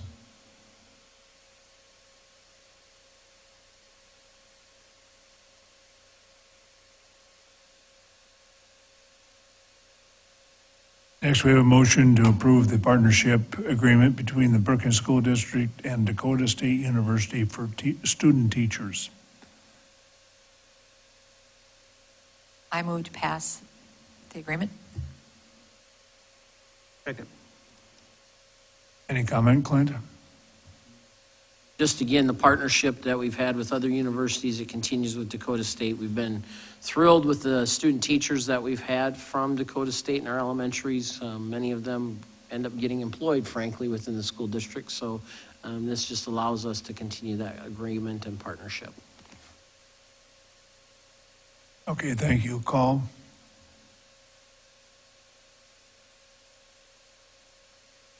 Pass.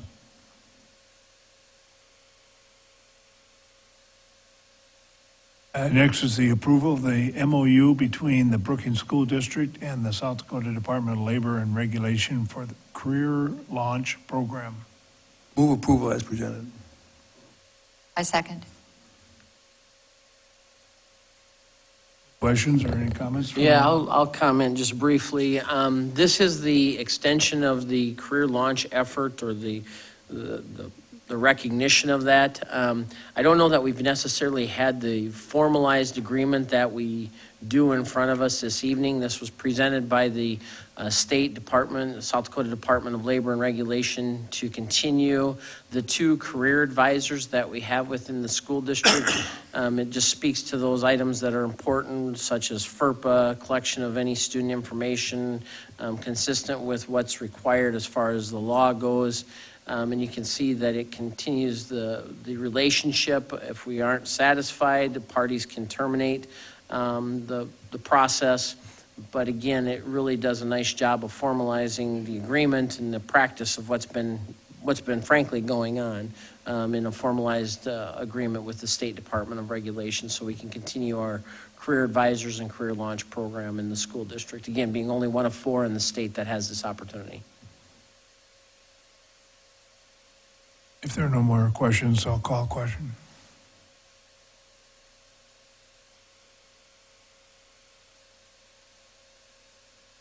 Pass. Next, we have change order number 004 from bid package number 1 for Rouse construction of the Mickelson Middle School construction project. So moved. Second. Clint? The first one, you'll notice it's a total amount of $14,122.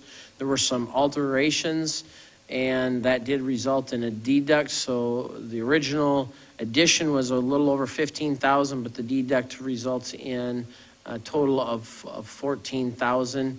As you open up each of the respective items, what you'll notice in the change order itself is a descriptor of each of the functions of what the change order is about.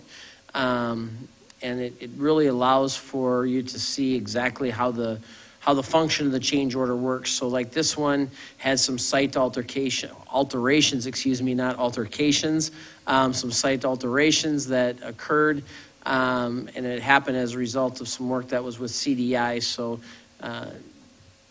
for each of the items, I guess I would just encourage board members to open those up. We can, those are available on the website for the public to see as well. I don't know, Brian, if you have anything more specific you want to say with this one, as I just Just pushed looking the at it, wrong looks button. like it has mainly to deal with the parking lots in the north and south. Parking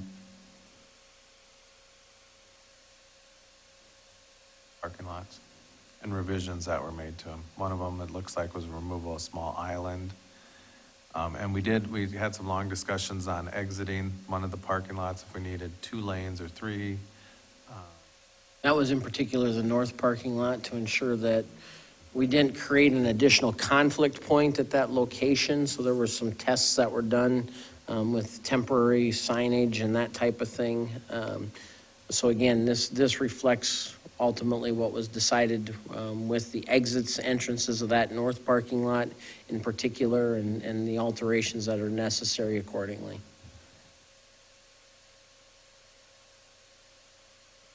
Any other questions from the board? Just on a percentage basis, these change orders are,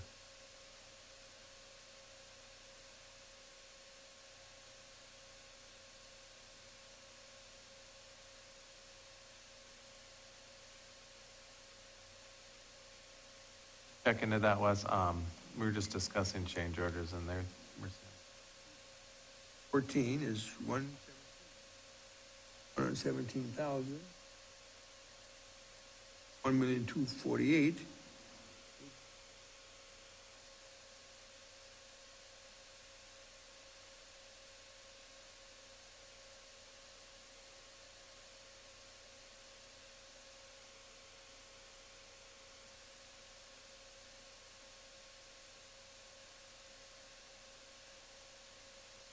percentage overall.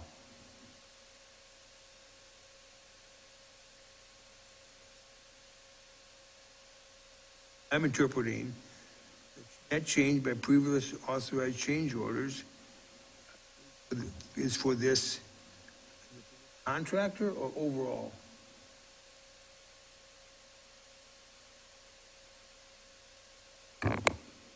Now, according to this, it's for this contractor. We'll have to check into that.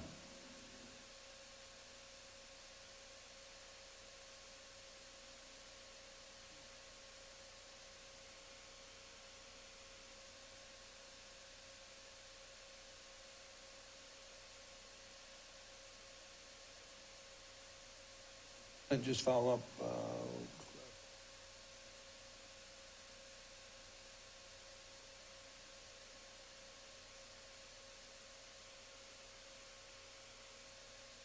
Okay, a good question. Should we nevertheless go ahead and take a vote on it?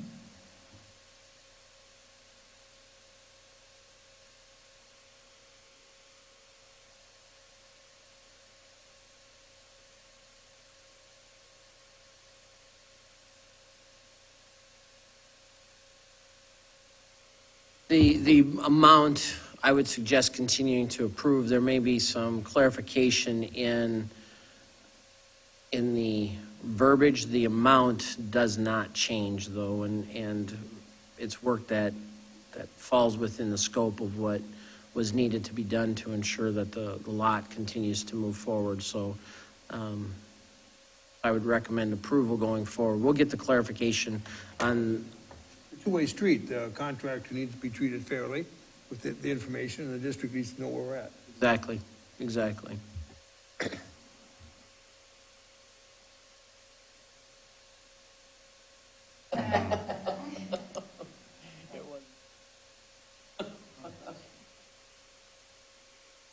Oh, may I call it?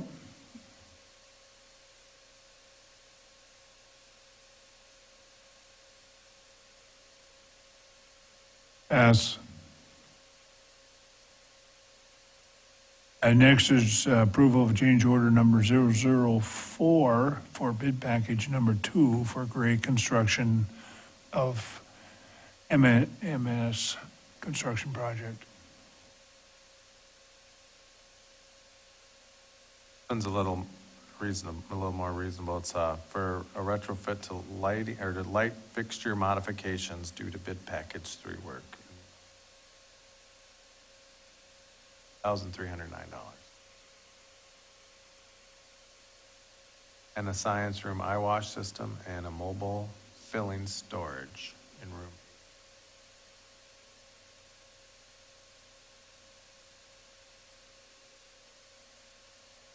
So we need a motion on this, I don't we? apologize.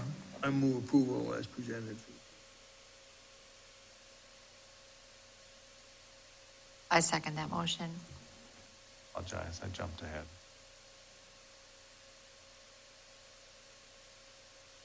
Discussion, Are we going to have a question, or? one quick question. So this comes out of the contingency fund.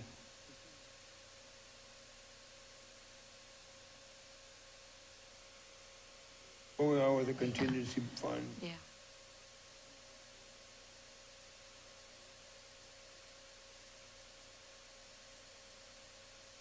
Leadership, school leadership. Yeah, and we had that conversation very recently with Eric Anderson and Dave Maroney, saying that we want to see a documented and lined out detailed explanation of just what you shared, because I think as the fiduciaries of the project, the board has that obligation equally. We want to be transparent with the community on how the funds are being utilized and what we're getting for the project, so. Because if we're off materially, we still have one more bid package that would scope of the project if we had to take a relook at that. That's correct, yeah. Yeah, that's correct.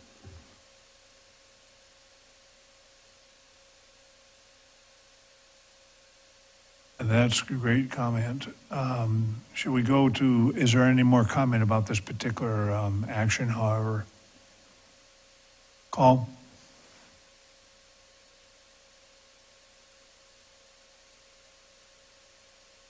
Pass, next.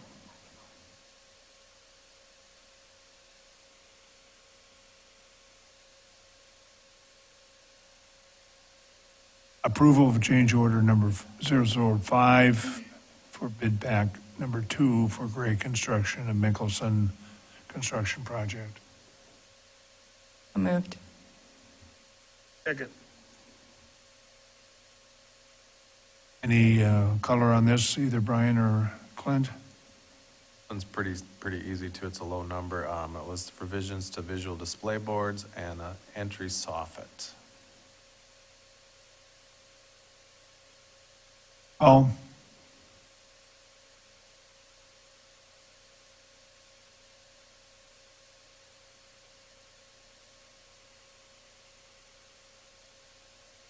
I've been beating you all along. pass.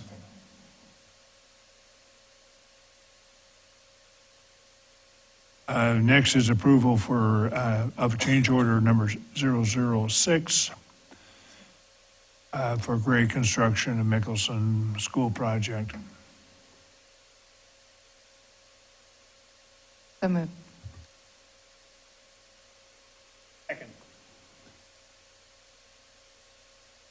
This changer, I'm gonna need a little help from Dr. Willard, but this one, going through, it's,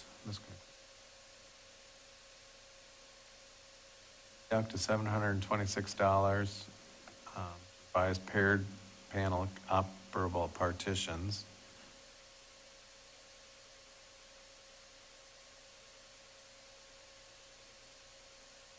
One big addition in here, the some thousand flooring, and Dr. Willis gonna need to help me. What they did, and please correct me if I'm wrong, I get my bid packs mixed up. There's 2 of them. First bid pack had in the hallways rubber flooring. And it was planned in bid pack, I think 2, that Gray Construction got to put LVT tile in the accepted bids, LVT tile in the lunchroom, which is a luxury vinyl tile. Because there's 2 separate contractors, it's still Gray Construction, but the layer of or provider of the subs are 2 different for the rubber and the LVT. And so there should be, because they flip-flopped, so what they decided to do was take some rubber out of the hallway because it'd be much more better durability-wise in the lunchroom, and move the LVT from the lunchroom into the hallway. So conceivably or perceptually, there should be an add for that 30-some thousand and a deduct on the other side for some 30-ish. correct in that. So we should be either, at this point, there should be a deduct in there for that amount, or there'll be one forthcoming at a later meeting. In a sense, it should be a wash.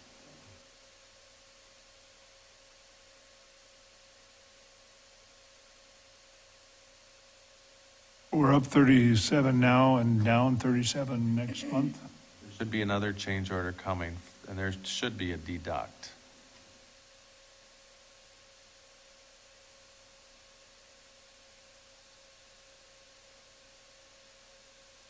And then they had some issues on the butterfly valve replacement. Now I can cover that one. The cost was almost $3,500, and it makes sense. The butterfly valves on the sprinkler system, it's going to be empty, draining it. And so what they said is the valves, there's some cases where they could malfunction. 500, it made sense, just good insurance and ensure water problem. Active.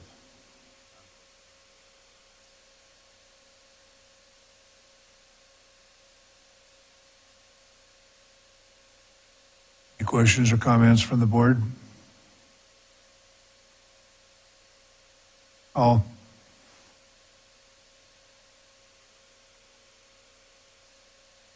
Sorry, thank you, Van.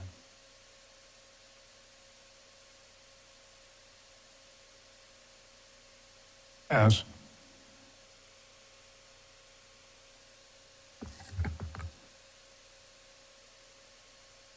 Approval of change order number 001 of bid package number 3 for Gray Construction of Mickelson Construction Project.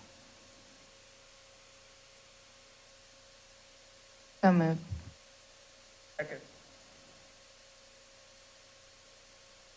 All right, comment or explanation from Brian or Clint?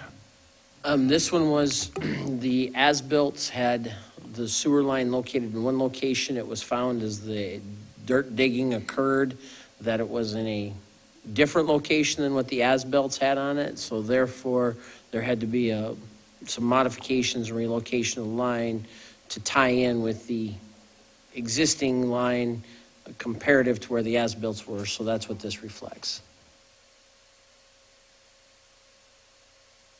Paul? Sorry, I was gonna say there was a rush on this because the baseball season was starting up.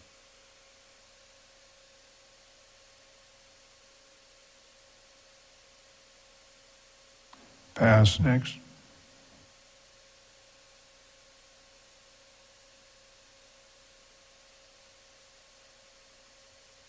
Next item is approval of the 2019-2020 PHS Baseball Club Agreement. Approval as presented. I second that. Comment from the board? I presented to Clint one feeling about this, and that is I think we can still articulate the definition of the users, the participants a little bit better. And it was agreed between Clint and I that since these contracts have already been half executed by the counterparty, that we'll go forward with them this year, but that next year will be a little more particular in the articulation of the people that would be eligible to participate in this club activity. Is that a fair way of saying it, Clint? Yeah, that is accurate, and we did make some changes last year relative to that, really defining that it's within the school district boundaries, and really the intent is that this does allow for those families that may opt to homeschool to have some opportunities as well, much like they do in our other activities. So we'll clarify further that language. I think we made some steps last year, and we'll continue to make some steps accordingly. And for the sake of recognition, we have a number of agreements in front of you tonight. What you'll notice at the very bottom, handwritten on was the school board president. That's another modification that we need to make. We did have a line item for board president to sign. And what we found as these agreements were being submitted by the different associations or club activities, they had a club liaison, maybe the coach, and then on top of it, they had their club president sign. And that's where they filled in the board president. So we're going to specifically state and align school board president and club president, two separate lines. We just, again, have made the modification on these so that we can continue to move forward and execute these, because we do know some of these club activities actually do begin in August.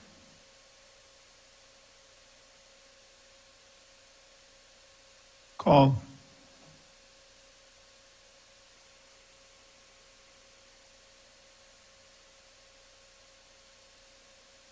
Pass.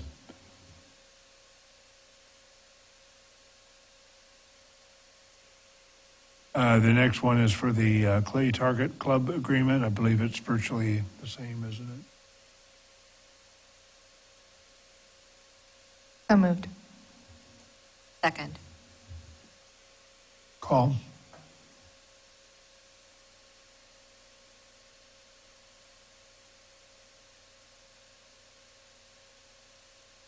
Pass.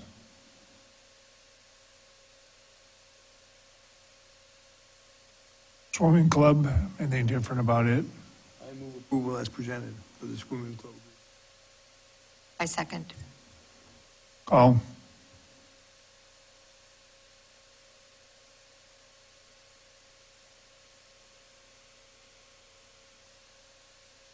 Pass. Next.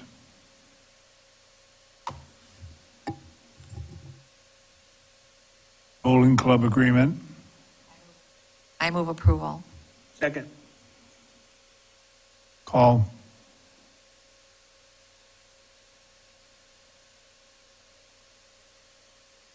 Pass. Next. Softball club. So moved. Second. I mean, there's nothing different. Call the question.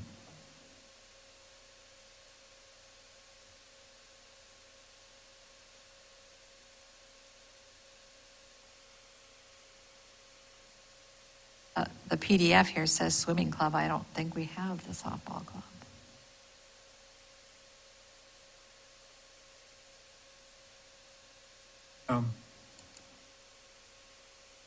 Right, we're missing that. I'm sure it's a similar agreement, but we don't have the right agreement. That's it.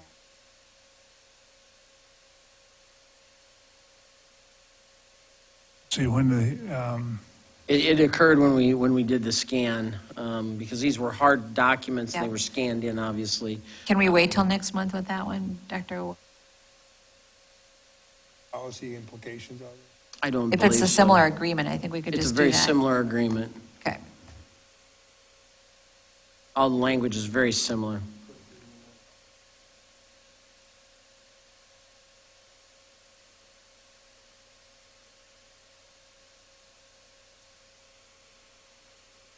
oh, call.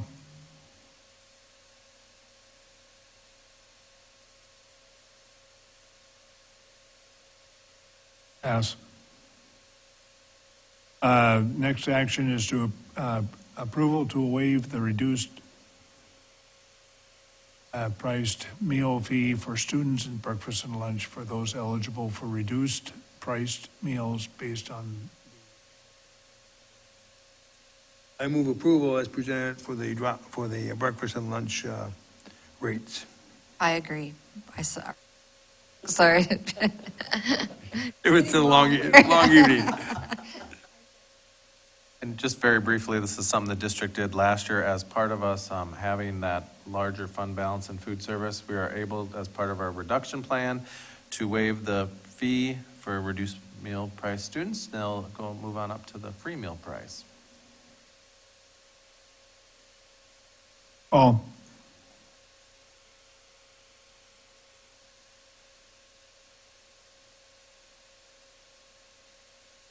Pass. Next. Approval of Rutland School District to pick up, drop off students at the Casey's General Store on 6th Street. So moved. I second that. Question, I have a question. Would we go into the Rutland District if we had a student that wanted us to come? We go into the Rutland District with our bus? If we decided it was feasible, we sure could drive right into the town of Rutland and pick up a student. I didn't say the town of Rutland, I said into the Rutland district. Oh, excuse me. We can drive into any school district. The only time you need an agreement is if you're going into a city. So because I believe Rutland picks up students in various school districts I'll say, out of city limits. But the minute they want to come into town, and also Elkton has done it before, and I want to say Dubrook, they have to get an agreement with the school district where they will pick up those students in town. But out of town, you do not need. But we don't need approval from Rutland 2 miles into the district to pick up a student.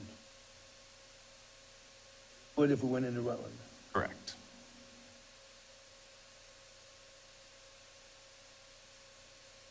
Call.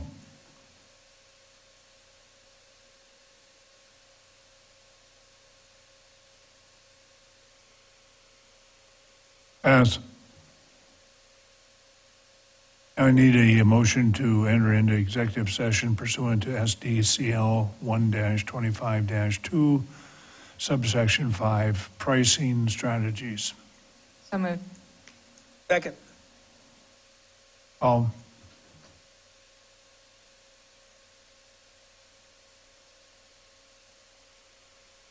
All right, passes.